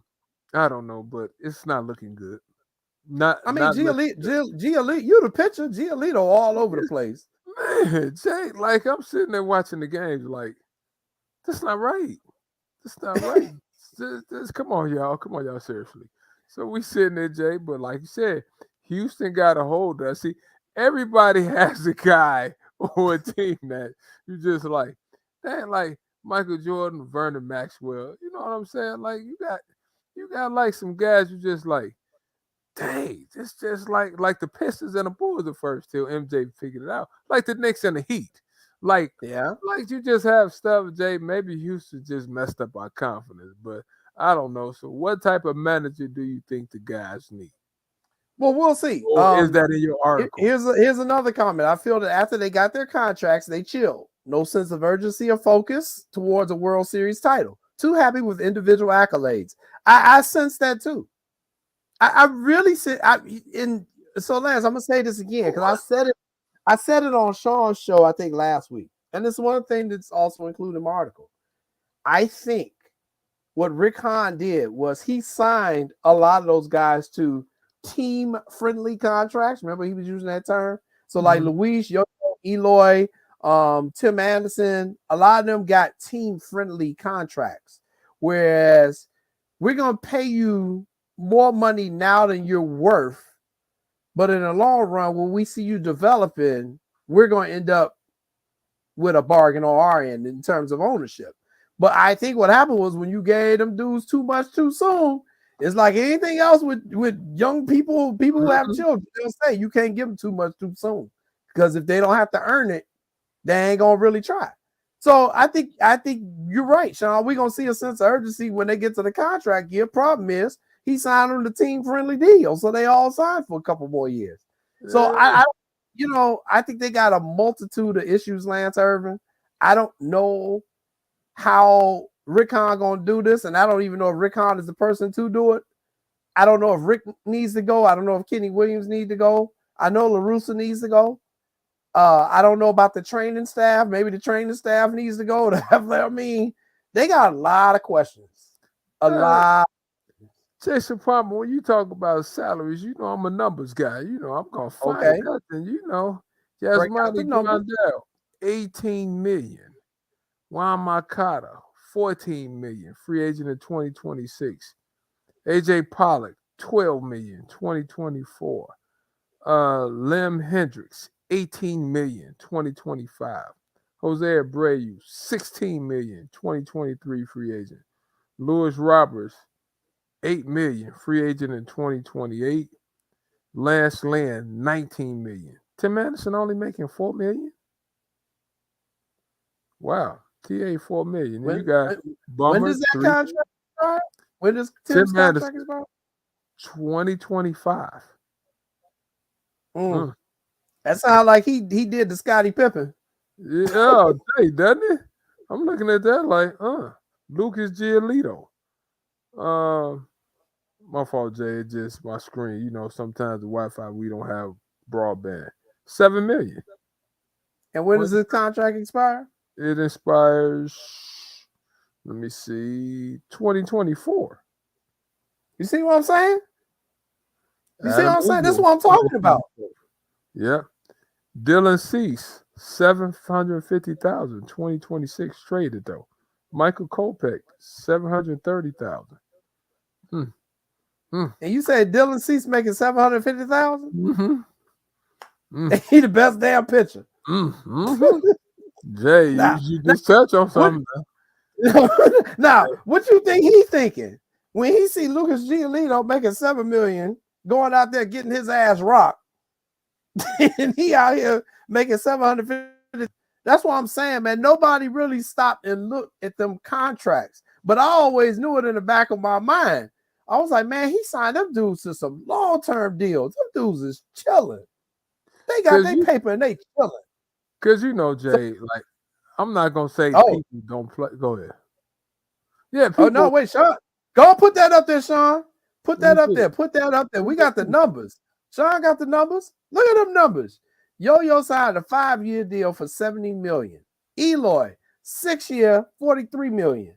Robert, 6-year, $50 million. Tim Anderson, 6 years for $25 million. And he the only one that made an all-star team so far. And out of all those numbers, he the one getting paid the least amount. And we talked about Grandal. You talked about Grandal at the beginning. He done got old on us. Man, Jay, he got money tied up in him. This is the problem. See, they handcuffed themselves. That's why you have a cousin that's an investigative reporter. So we could come with facts. And sound like, come on, man, 5 years, $60 million. AJ Pollock, $12 million a year. No offense, and I know guys getting their money and stuff, but if I'm a guy like Dylan Cease and I'm the low man on the totem pole, I'm sitting there like something not right. We can say we want to, but one thing professional players understand, we understand. I'm gonna say we talking about you, everybody. We understand our bread, like the young folks said, right? Yeah. We all want to get paid, but with that being said, you got to earn your money too. I'm not saying they're not earning it, but Jay, they looking like you getting 20 million. I'm getting 2. No, we're gonna re-up or I'm gonna wave bye-bye. That's interesting. I never thought about that until you said what you said. That's why everybody read the article tomorrow, because next week I'm gonna have my cousin break it down piece by piece by piece. That's damn crazy, Yasmani signed 4 years, $73.5 million. Oh, that's that. What's that? That $18 million a year? We just talking about $15 million a year. Oh, and Chicago, he can't hit 200. This is the problem with the White Sox. And again, they stuck because don't nobody want them contracts. You can't even trade them. Don't nobody want that mess. You're not, and that is why you have to consider removing Rick Hahn. We just laid out the argument for why he don't need to be there. How long has he been there, cuz? Let me see. He's been because they keep doing that Kenny Rick stuff, Sean. I don't know. It's kind of like, remember when the Bulls was doing the guard packs thing? And that was a damn disaster too. The White Sox been doing that Kenny Rick thing. So I can't remember how long. I think Rick has had it like at least 4 years though, because this is his nucleus, if I'm not mistaken. So I think he's had at least 4 years, but it's a mess. Vernon, we ain't talking about the Bills yet. We talking about the damn White Sox because they terrible. We'll see. I don't know. Research on that, Jay, because this money is like, And I know with people getting paid in baseball, like I keep saying, I could go 9-15 and make $7 million a year. Right. Yeah. So I just think you got too many people tied up to too many contracts. So, but hey, read my article tomorrow on jcourts.com about the destruction of the White Sox. What's up, Sean? The destruction. Hey, listen, I don't think they should make any big moves. This is all. A lot of this is Tony. All right, you don't hold players accountable. Okay, this is what you get. This is not Rick Hahn's thing. All right, we all know this is not Rick Hahn's hire as manager. All right, Rick Hahn got the groceries, but he didn't get to pick the chef. Okay, so this falls on Jerry, and according to our guy Bob Nightingale, so now there's dissension in the front office about moving forward. Some people want La Russa to return next year. I can almost guarantee you that's La Russa. Some people want Miguel Cairo to return next year as the manager. I think that's Kenny Williams. Other people want to go out in the open market and bring someone in from the outside. I think that's Rick Hahn. But there's confusion, there's dissension about what to do. And if the situation is this, if you allow Rick Hahn to do his job, then this is Rick Hahn's decision. Now, I don't know if Kenny's going to want to step in because he's Kenny and wants to wield his power. Yeah. Okay, but this should be a Rick Hahn's decision. Okay, I asked Bob Nightingale when he was on my show a week and a half ago, and I said, can they start talking to people? Like, you got Bruce Bochy, who's out there, who hasn't managed in a couple of years, but he's a 3-time World Series champion. You have Joe Madden, who's out there, who's a World Series champion. All right, you have Joe Girardi, who's out there with a World Series champion. You have Ozzie Guillen out there, who's a World Series champion. You have Sandy Alomar Jr., who's out there, who's just waiting to get a managerial gig. Yep. There's a lot of potentially great managerial candidates, and these are guys that'll hold these players accountable. All right, you don't run the first base, fine. You have a couple too many errors. Your ass is going to sit. Okay, I don't think that that's the issue. Is the players? It's the manager. Because and people say, well, they're pros. Well, if they're pros and you don't need a manager or a coach, then why do you have a manager or a coach? All right. They're responsible for their actions, but as a manager, you've got to put them in the right position to be successful. You've got to get them motivated, and you have to have them on your side. I think Tony has been way too soft. I think Tony's been treating these guys like grandkids. You know how grandkids are, where they let them do whatever they want, and they don't yell at them, they don't discipline them for the most part, and they just loved it. And there was no accountability whatsoever. Wow. Well, that's a good take. That's a great take, Sean. I might steal some of that for the article. By all means, go ahead, bro. It's a great take. Great take. So we'll see. We'll find out in a few weeks what the White Sox do going forward. All right, we've reached another commercial break. And then when we come back, Lance and I up the show. We got to talk about some things. We got to talk about what happened out in Boston, because I really want to hear your perspective just on terms of contracts. And, I think people blew this whole thing up with Nia Long, and I don't know how Brett Favre got involved, but we need to talk about that situation. We need to talk about what happened in Phoenix and a couple other topics. So we'll be right back and wrap up with us.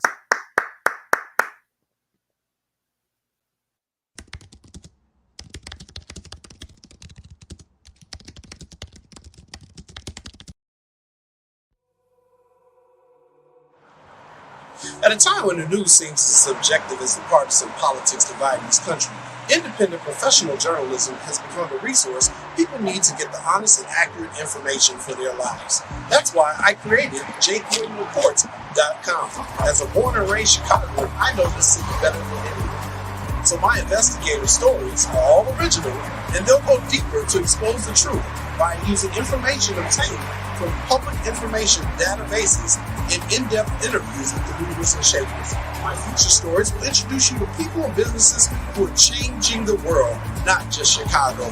My missing person stories will spotlight those who you don't hear about in the mainstream media, who are often overlooked. If you want to hear my personal views on things around the world, check out my blog site, which is based off of factual information on my life experiences. There's also past episodes of my weekly sports podcast show, What's Up Cuz, that I host with my real life cousin, Lance Irvin.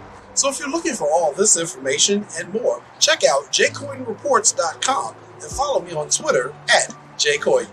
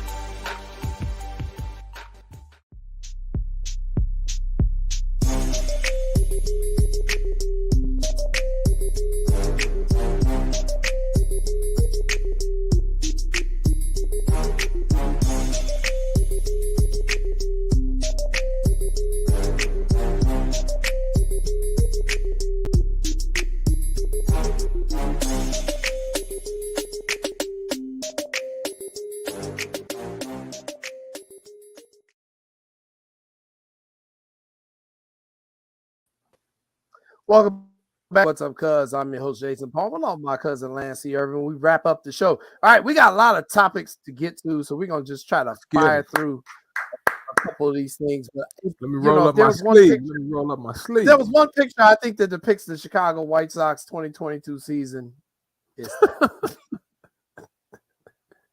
That just pretty much sums it up. So much potential and womp, womp, womp, womp. See, I should have known it was a problem. When the quality of our drip, our jewelry started going down, he's walking off the field, we can't see the drip. I should have known it was going. I should have known that was the beginning of the end. Like, we were talking about the drip, the jewelry we was doing good. I mean, if you show that picture again, you can't even see the man drip. Like this. See his stuff used to hang all out of shirt, Jay. You know how Luis Robinson was. You know how he was coming. Jay, look, you can't see his jewelry, which tells me his mind not right. His mind was not right. I'm telling you, Jay. You remember those pictures we used to see? He had this. He was all like that. Yeah. You know, he was coming with some stuff. Now we got our stuff. We see we all like this. I mean, his mind not right. It probably ain't. All right. So let's get into just a couple of things we wanted to point out. For those of you who were watching the Bears game at home yesterday, I don't even know if Sean saw this because I don't know if he was at the game or not. But for those of you who were watching the game at home, you may have noticed in the first quarter at about the 8-minute mark that when they came back from commercial break, they talked specifically about our girl Kanisha over at DuSable High School, her and Coach Jocelyn Finger. They mentioned them on the air, congratulated them for victory as being the first time two women head coaches faced off in a boys varsity football game in the entire United States of America. And the Chicago Bears donated money to both of their programs. And I talked to Kanisha last night. I know they gave them $2,000 each. So that is going to help those programs. So shout out to the Chicago Bears for recognizing both of those women and giving them some money to help them run the programs, because you can say all you want about change, but you better have some bread. And that's what AD Mike was talking about. Like you gotta be able to pay for uniforms and equipment and travel and all that stuff. So shout out to the Bears for stepping up and sending some money to Kanisha and Jocelyn, who made history. So congratulations to them. All right, let's talk about people behaving badly in the NBA, because we need to talk about this nonsense. So we'll go out to Phoenix first. The current owner of the Phoenix Suns and the Phoenix Mercury, Robert Sarver, after an investigation was conducted, it found out that Mr. Sarver had N-word on at least 5 occasions and had created an environment that was ripe for sexual harassment to take place. There were complaints about some comments he was making towards women and female employees felt that it was an unsafe work environment, and as a result, the NBA fined him. If I want to say, I think it's $10 million they fined him. If not, And he that is not enough. This knucklehead don't deserve to be in the NBA. Why y'all just find him? And I was like, yeah, because my man, remember when the dude who used to own the Clippers? uh-huh. Remember what happened to him when he was saying, yeah, that dude and his own girlfriend, I hate to call her a girlfriend, but his female friend, she ratted him out. She was like 40 years younger. She ratted him out for saying the N-word, and he had to sell his team. So I was like, well, how does this dude get to keep owning his team? Well, the owners, apparently there was a vote or something, and this man is no longer going to be able to own. So the owner, Robert Sarver, is going to sell both the Phoenix Sun and the Phoenix Mercury. And I'm told that the Sun are worth about $1.3 billion. I don't know how much the Mercury are worth, but he's going to have to sell the teams. He bought them in 2004. Oh, see, I was almost caught. He bought it for $400, and now they worth $1.8 billion. Oh, damn. Wait, in 18 years, the value went up from $401 million to, wow. I'm investing in the wrong stuff. Why am I investing in Amazon? I need to be I need a better return on my money. Mark Cuban bought the Dallas Mavericks for $250 million. Now they worth $2.7 billion. So, but with Robert Sarver, Jay, there's no place in sports for guys without making those type comments and saying those type things. And the environment is dysfunctional like it was. You cannot use the N-word and degrade women and do other things and expect people not to say nothing.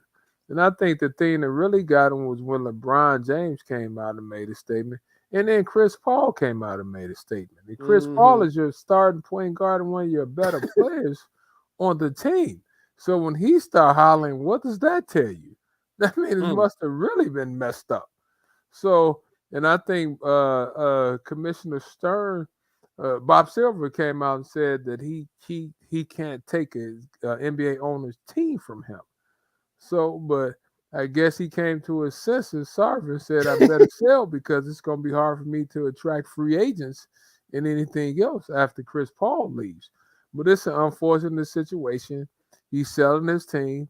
But, man, he's making a lot of money on the resale of that team. I'll tell you that. So he's going to smile riding into the sunset. But he showed us his true colors, cuz. Yeah, he did. And so Phoenix players, NBA camps are starting to open up. They had their media day today. So Chris Paul, Devin Booker, they did both address it. They said that this was not what they knew of the Robert Sarver, and they were shocked to hear the findings, but that they respected the findings and they were happy that basically he wasn't no longer going to be their boss, that he was going to be selling the team. So we'll see what happens. We talk a lot about these professional sports ownership groups, man. A lot of these guys who own these teams are not moral sound individuals. Let's say it like that. I'm dealing with one with my Miami Dolphins. Our owner ain't no slice of cake. Don't trust me. Don't get me wrong. I'm still with the brother who's suing his ass, and I wish they would. I wish he'd sell the team. The only thing I'm happy about is that Fergie is the owner right now because he's suspended. So Fergie from the Black Eyed Peas is the majority owner of the Miami Dolphins right now. Her and Serena Williams. I was about to say, Devin Williams' sisters have a little interest. Yeah, they do. Minority stakeholders. Yeah. My boys calling me, how you going to roll with the Dolphins with their owner? I'm like, we got a sister to own us. What you talking about? I'm rolling with Serena Williams. but Jay, let's think about this too. We just put on the screen. Mark Cuban bought the Mavericks for $285 million. Now it's worth $2.7 million. One thing you and I basically spot on with most of these stats, right? Look at those numbers. Like, that's why it's the good old boys club. It's hard for us to get in. If we could raise capital like that, the return of your investment is that now we own more things and we have a bigger seat at the table. That's a lot of money right there, Jay. 2.7 billion. I'm not mad at him. I'm not mad at him, but whew. Right. I mean, you think about all the advancements that have happened since the early 2000s. You think about the streaming network deals. You think about all the product endorsements and the what do you call the things with the branding, the licensings and all that stuff.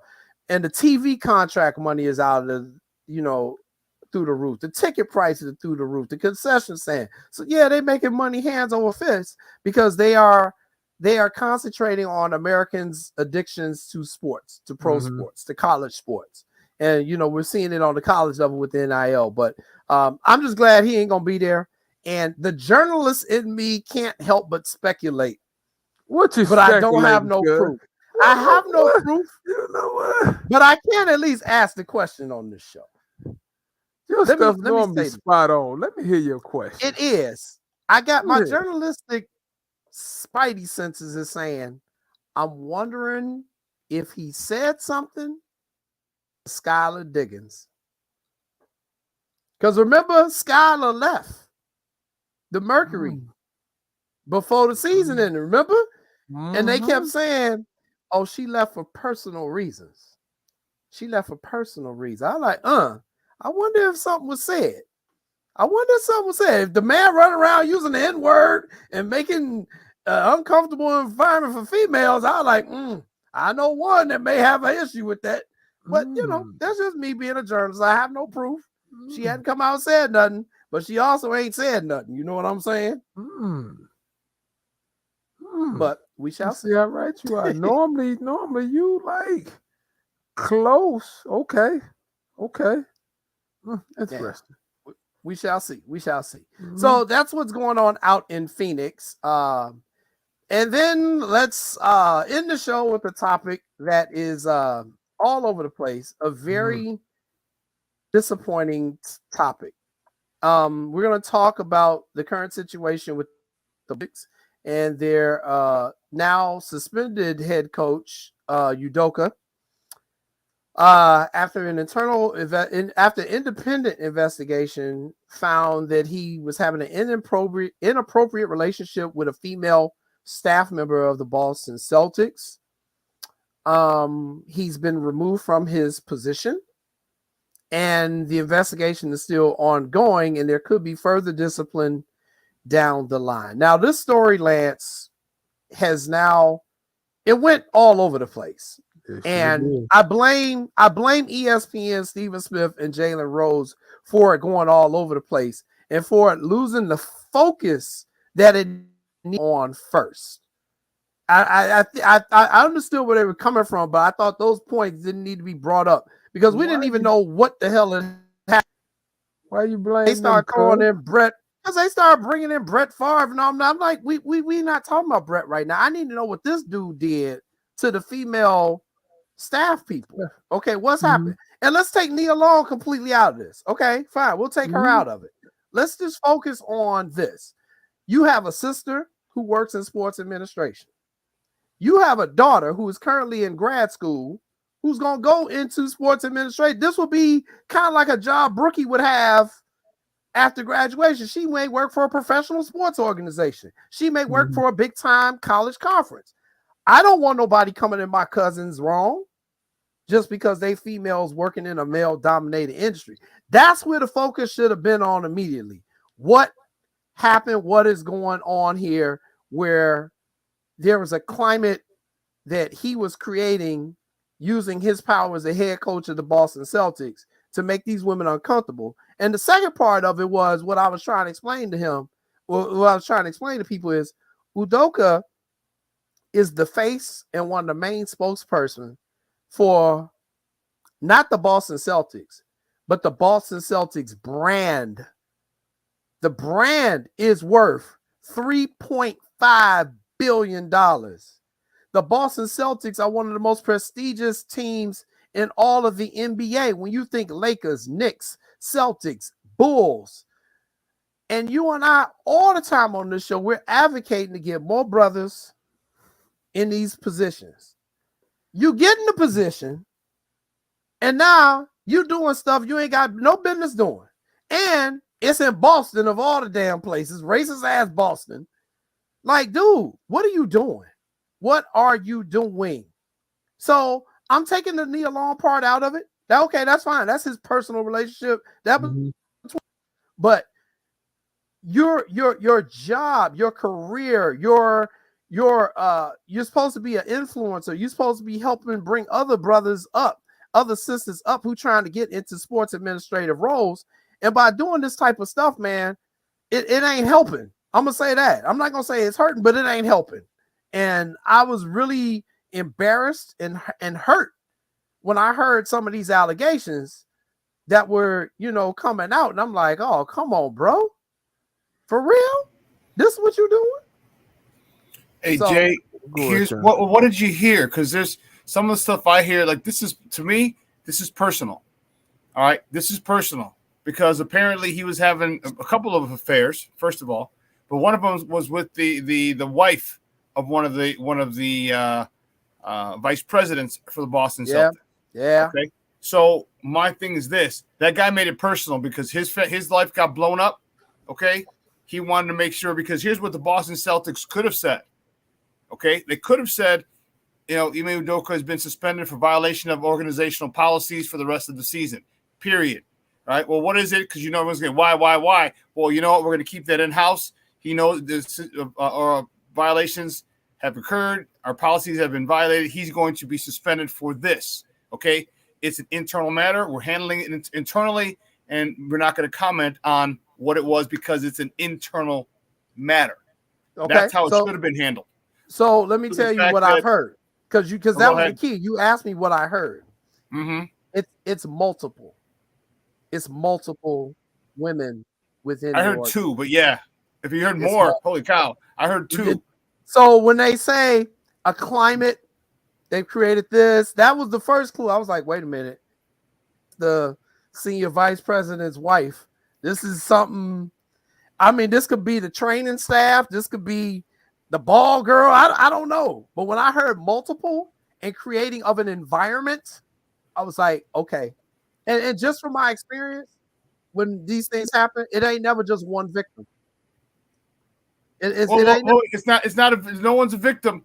I'm using. Be careful. Okay. You can't use that. How wars are. I won't say victim. They've been consensual. Those are consensual relationships.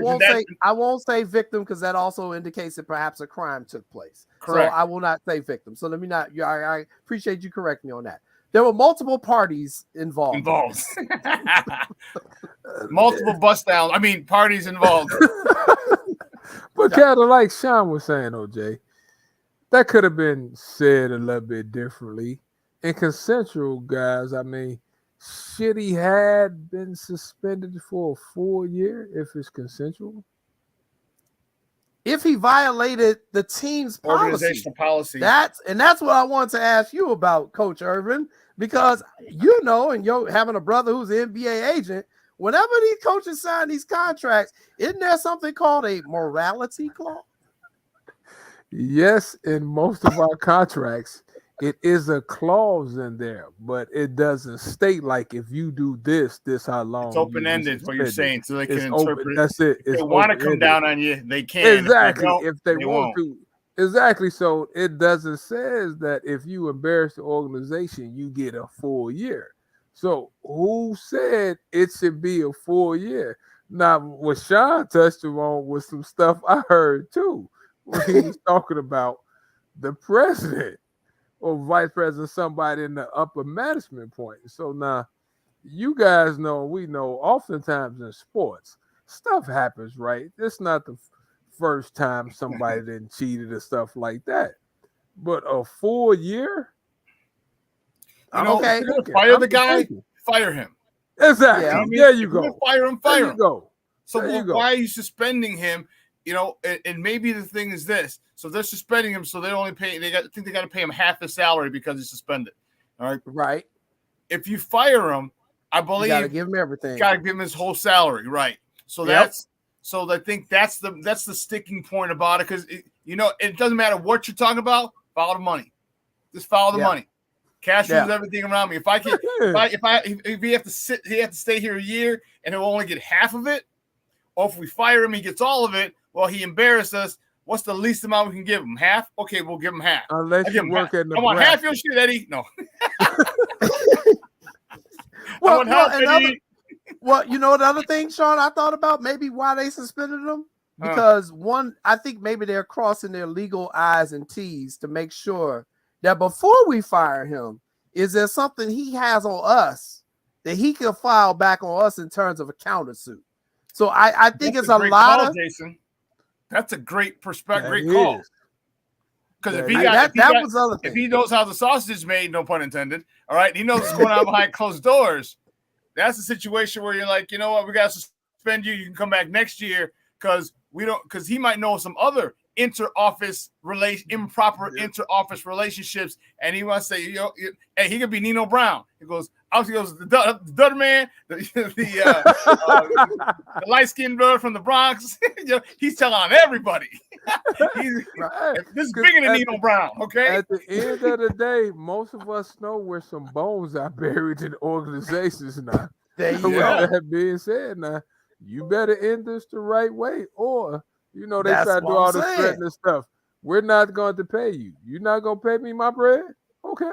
Bet. That's Watch what I'm this. saying. Okay. That's ESPN, why I don't think listen. they fired him. Oprah, Right. listen. Right. That's why I don't think they fired him. I think it's something else. I That's a think great he call, got Jay. some stuff too. I think he got some stuff too. And they like, well, we ain't gonna fire him because otherwise we're gonna blow up everybody. So we're gonna suspend. They're gonna work something out. Something gonna be worked out eventually down the line that we all probably not gonna be privy to. But I have heard that there's multiple parties involved. So I do think this is gonna be ongoing, and we will find out over the next period of weeks more details. Mm-hmm. Well, let me ask you another and- question. Oh, I'm sorry. Finish your No, statement. no. Yeah. No, I just think we're going to find out more details over the coming weeks, and that the people who will say, well, why are we covering it so bad? You don't understand why we're covering it so bad. Two things. One, are you okay with the woman? So one of them was allegedly the vice president's wife, and another one was an actual staffer who worked for the Boston Celtics. The vice president's wife didn't work for the Celtics. Her husband did. All right. Right. Right. I think that's why he made that public. But the other one allegedly was a staffer who's on the payroll. Yeah. So a lot of people have had a lot of issues, and the whole Stephen A. Smith and Malika Andrews, who I have an issue with, all right, and her and Kendra Perkins, she was upset that they mentioned the lady who was a staffer. Are you upset about it? Because I am not. Because this is it. Okay, women want equality. Okay. And if you work for the system, if you work for the Boston Celtics, well, guess what? If he's getting put out there, you should get put out there too. If he's getting suspended, you should get suspended too. Because now don't hide behind, well, you know what? I don't think we should do that. No, well, that's not I don't think you get to pick and choose what part of equality you want. If you want equality, okay, then this is the backlash you get for violating that code. You violated too, because again, remember I said words are very powerful. When they said consensual, now he's not influencing her to have that relationship. So now you broke the rules too. So you may have been like, okay, I don't want it anymore. All right, it was fun for a while and whatever. But the fact of the matter is you knew the rules. You broke the rules. You need to put on, if you're going to put him on Front Street and he gets, I think she needs to be put on Front Street and she needs to have some similar repercussions as well. That's my opinion. So here's the thing. Here's the thing about that, Sean. If it's a workplace thing, there's a power dynamic involved. Whereas Udoka is up here, the female staffer is down here. There's a different power dynamic, and that's what I was talking about. Consensual comes in. That's where the word consensual comes in. It's consensual in the fact that it may not have been criminal. However, if you're being pressured by your boss, it's sexual harassment. So it's still a civil. It's consensual, Sean. But is it consensual because he is the head coach of the Boston Celtics? We don't know the staffer's title. That's what I'm saying. I don't know if we're talking about the ball girl. I don't know if we're talking about someone in PR. Go ahead, Lance. Because the one staffer they was trying to say who they were showing the pictures of at first. Oh, Feaster? From what I was hearing, that wasn't the staffer. Feaster. Right. It wasn't Feaster. That But they it leaked wasn't us. They Stafford. leaked us. What That's you the say, Jay? problem. Yeah, They said- leaked us Feaster. No, They she leaked wasn't us to Allison Stafford. Feaster. I don't know if that's And I true. didn't What's like the what she word went we to Stafford. use? Right. Allegedly, It was Jay. alleged. That wasn't to Stafford. Yeah, Right. That I've wasn't heard to So too Stafford. now that she wasn't the girl, and yeah, Right. that's what I've heard on multiple. it's multiple a hot places. it's a hot mess. They handled it wrong. They should have come out with a press conference and said what they were going to say instead of leaking it, because that's how stuff get messed up in our industry. Is when you leak it to two. They leaked it to two outlets, and two reputable outlets. The Athletic is reputable. You know, they leaked it to two reputable outlets, but they didn't come out and do a proper press conference. I was like is Sean, what though. they should do. I said somebody's husband got pissed. Yeah. Oh hell yeah! Somebody That's why he's husband- mad. Somebody If husband you ruined this blew stuff up and the made me look spot. like a fool, Yeah, they blew up the spot. I knew who your baby mama is. I'm gonna mess that up. And he Exactly. did. And he did. Exactly. Well, and I mean, think about it. You can't be smart to be, messing around with the vice president's wife. Like, what are you doing? like, what are you? That ain't even legal. That's arrogance. That's arrogance. arrogance. I can do what I want. That's narcissism. That's narcissism. That's arrogance. And that's why I said, Sean, that type of personality, it ain't never just one, because he's at that level where he like, I can do whatever I want. I'm messing around with the boss's wife. He at that arrogant level. Yeah, and it's unfortunate because it's, and I've never dated her. Okay, but God bless it, man. How many people would give her their left nut to date? Nia Long. Seriously. And that's unfortunate because you have, and we all understand the level, the magnitude that comes up with the position that he is, the position that he's in. And you don't have 5 and 6s throwing themselves at you. I'm not going to even use throwing word. You have 8, 9s, and 10s that you're meeting, talking to you, that have money, and they maybe have a lot of influence. Hey, too. coach. Hey, coach. Like I was with somebody one day. They said Daryl Dawkins. I heard Daryl Dawkins say, they was like, hey, sweetie. And Daryl Dawkins was like, who y'all talking to? Me? And the next girl said that Daryl Dawkins said, I didn't think I looked that good, but they had me believing I was the finest man out there. So with that being said, though, that's a lot. Each and every day you go to different cities and somebody calling you, hey, cutie, hey, coach, and smelling like money, looking like money. You have to be very disciplined when you in those type settings. Yeah, and he maybe just got wore down by the situation. And if we judge him from just the look or the way his wife look, I'm like you, Sean. I'm like, whoa. But then again, though, sometimes you run into something that look a little better than your wife. So you have to say, I have this, a little better, younger, a little better. Exactly. But you have it's to so think, real, not being funny, but that's real. Exactly. And you have to think like, me and my girl are down. You know what I'm saying? Like, these are all legitimate things that you're on the road, you're in a nice, you know what I mean? You're on the road. You ain't gonna see them no more. And I was thinking like this, and that's how I used to think. My wife crazy, and I like my little half. So now you got to be disciplined enough to say, man, I'm gonna lose this for this little couple of minutes for that. Man, that's tough. Yes, and I think you said the key word, coach, discipline. Here's a man that's all about teaching players discipline to play a certain style, a certain way.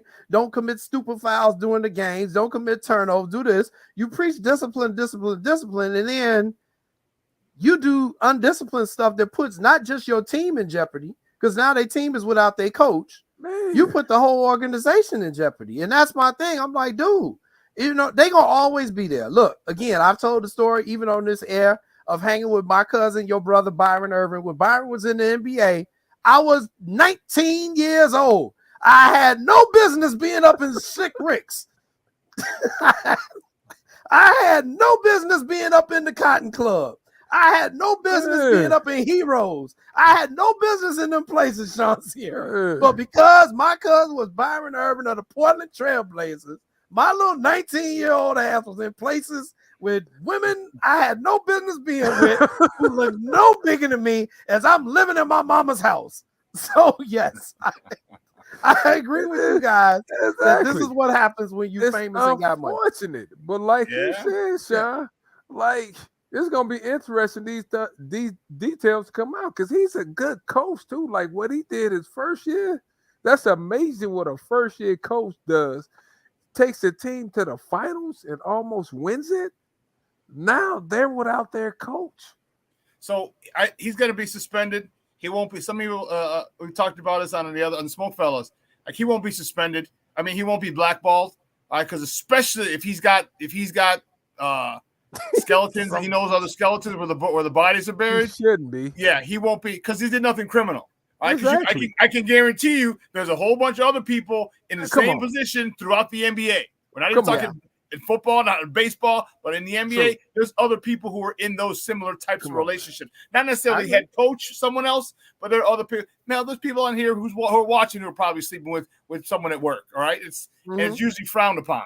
All right, so it won't be, he won't be blackballed. So he'll get another job. But the last question I asked you, and I just talked to the bosses, they said you're okay running overtime. How are you feeling about this? Because I'm annoyed in this, and everyone, and you're mentioning about the Brett Favre thing. I'm like, it reminded me of if you ever saw the movie Swordfish with Hugh Jackman, with Halle, with Halle. Oh man, when she first showed her, but she, John Travolta talked about Harry Houdini. He said, "How does he make an elephant disappear in a room full of people?" And he said, "Distraction." Yeah. That's what I think they're doing with this whole thing. It's all over it's front page news. It leads on ESPN, and no one's talking about what Brett Favre did, stealing from the poorest state in the union, mostly black folks. Okay, and they're saying, okay, look at this, look, and we love drama. America loves drama, and baby daddy drama, sexual drama, all that infidelity. They love that stuff, and they're pushing Brett Favre to the background. The more and more we talk about the Celtics situation, the less and less we're talking about Brett Favre. The less, and people, if people are saying you see it all over. Wait a minute, you had Michael Vick on for months. He led for months. You had Colin Kaepernick leading for months, and you just need to keep that same energy. Now you're dealing with a guy who stole, $6+ million from the poorest of the poor. And so let me respond to that as a journalist. And I posted it on my Facebook page, and I'm going to go into it in even more details right here, right now, because you asked the question. First of all, Brett Favre has always been an asshole. We all know that. But remember his first incident that the media covered like crazy was way back in the day with the Jen Sturger. People forget about that. That was the female reporter who he was jumped to. Yeah. There you go. And that was in the news cycle for a long time. Okay. The second thing, remember when he had his addiction problem in Atlanta, when he was with the Falcons. That's why they traded him to Green Bay. Okay. Media covered it. Yeah, but that wasn't blown up as much because I remember because they mentioned it. I agree. And that was it. It was like, oh, Brett Favre, was partying all the time and blah blah blah blah. Boom, gone. That was it. It wasn't here's the difference. Here's the difference, Sean. And people say, well, why aren't you all talking about he stole from Mississippi? First of all, technically, it's still allegations. He hasn't been formally charged yet. What I'm trying to get everybody to understand is once this fool get federally indicted by a grand jury and the feds charge him with stealing this money, this case is going to be all over the damn news. But it's not just him. How connected is the governor of Mississippi? Because if he's connected well enough, then he ain't going down. If he ain't going down, Favre ain't going down. Because if Favre goes down, he's going down. And the thing about it's a lot more people. Messages. They got it's going to be a lot more people. Way more people than just Favre and the governor. It's going to be a whole big scandal. And that's what I'm saying. Once the feds actually come out and do the indictments and release to the public all the information, all the stuff these people are doing, it's going to be the story of the year. Because I think what we're going to find is public corruption that makes Illinois look legal. And that's a monumental task when our last 4 governors have been in the joint. Exactly. That's what I'm saying. It's going to be the biggest story. That good old boy network okay, because of the Yeah. people that are involved, because of the high profile people. Favre isn't the highest profile in this. He's the biggest name, but he's Right, not he the is. highest profile. You're talking the governor of Mississippi, and then anyone else involved that's involved in that, because he might say, "Hey, Good point. listen, if so, what if we have other governors, we have other people involved, okay, who are really, really connected, even higher than him?" And he says, "I'm singing." They're like, "Okay, hold on, player. This is why I think that they're putting this the Boston Celtics thing out there, and the longer it goes, the more we keep forgetting, the more it gets further. It's more water under the bridge, and that water's way back then. And the more we forget, out of sight, out of mind. And if you don't think about it, there might not be a grand jury. There might not be indictments. There might not be anything, because let's remember, this is a good old boy network, and if it reaches high enough, it's going to be all right. There's not going to be an indictment. There's going to be maybe an independent thing and say, "Hey, it was legal," or they did this legal. They're going to get a fine. I don't think they're going to go to jail. I don't think it's going to do that.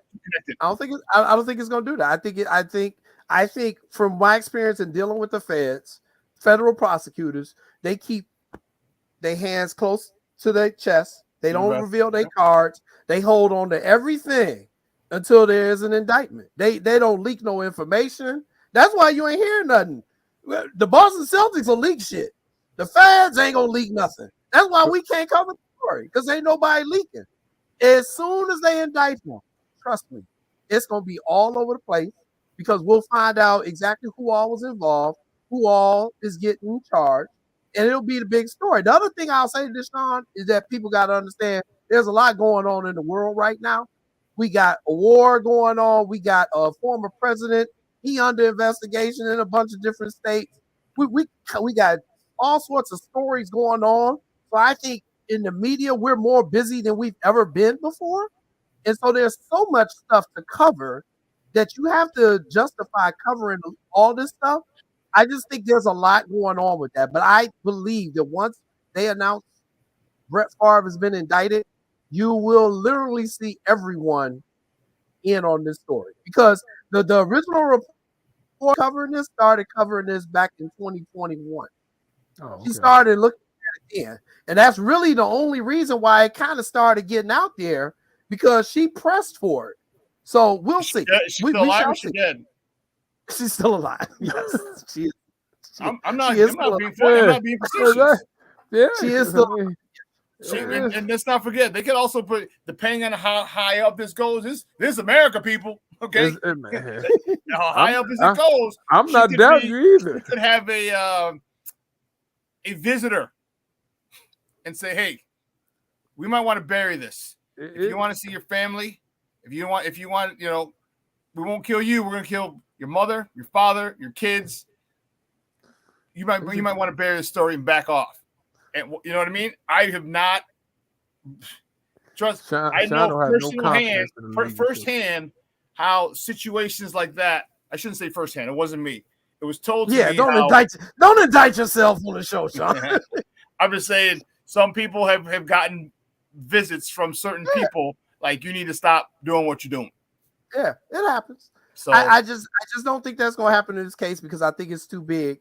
And we're dealing with a lot of politics too. You were talking about Mississippi, which is considered a red state, and you've got a president who represents more blue states.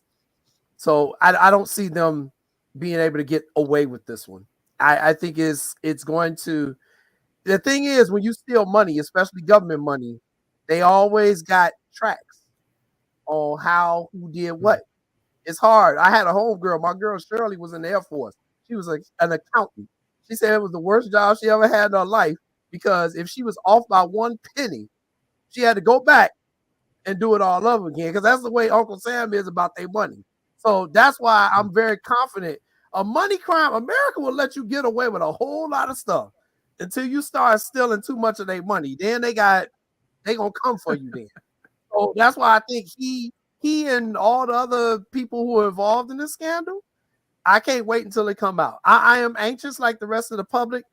My whole is saying, well, the media ain't covering it. I think we are covering to the best of our ability based on the information that we have. If there's nothing for us to report, ain't nothing I can do about it. Personally, I'm still trying to cover the trial of the dude out in Seattle, Wheeler, who beat up his girlfriend 2 years ago.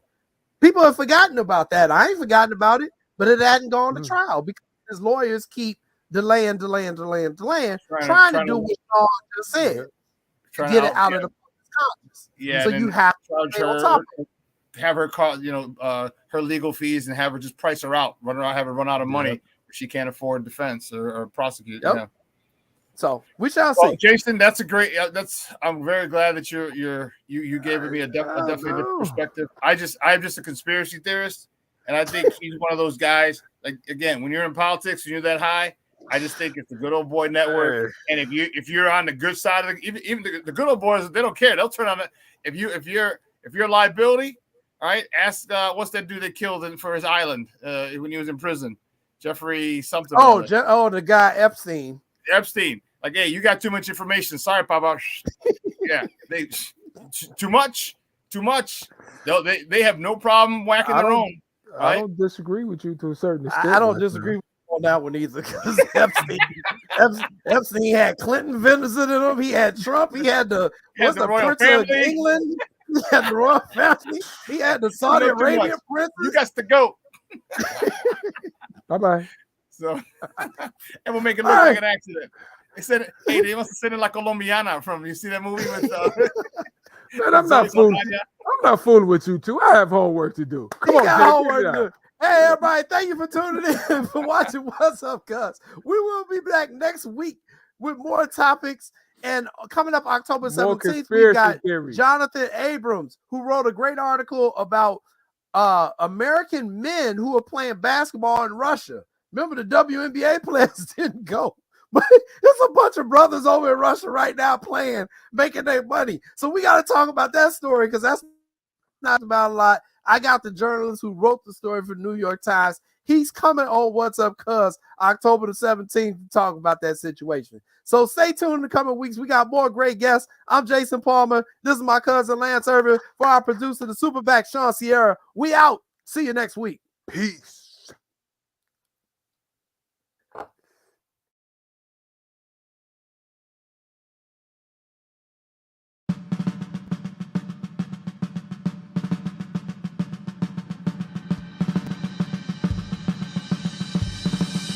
Lift every voice and sing till earth and heaven ring with the harmonies of liberty. Let our rejoicing rise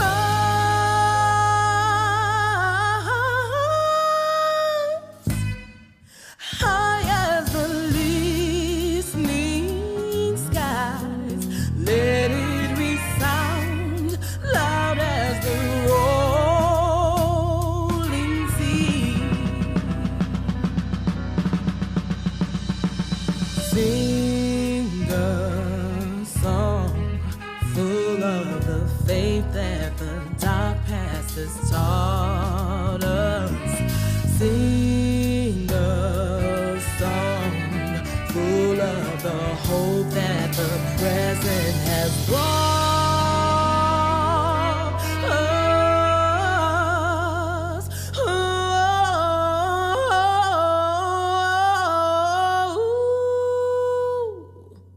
Facing the rising sun of a new day begun, we will march on till victory.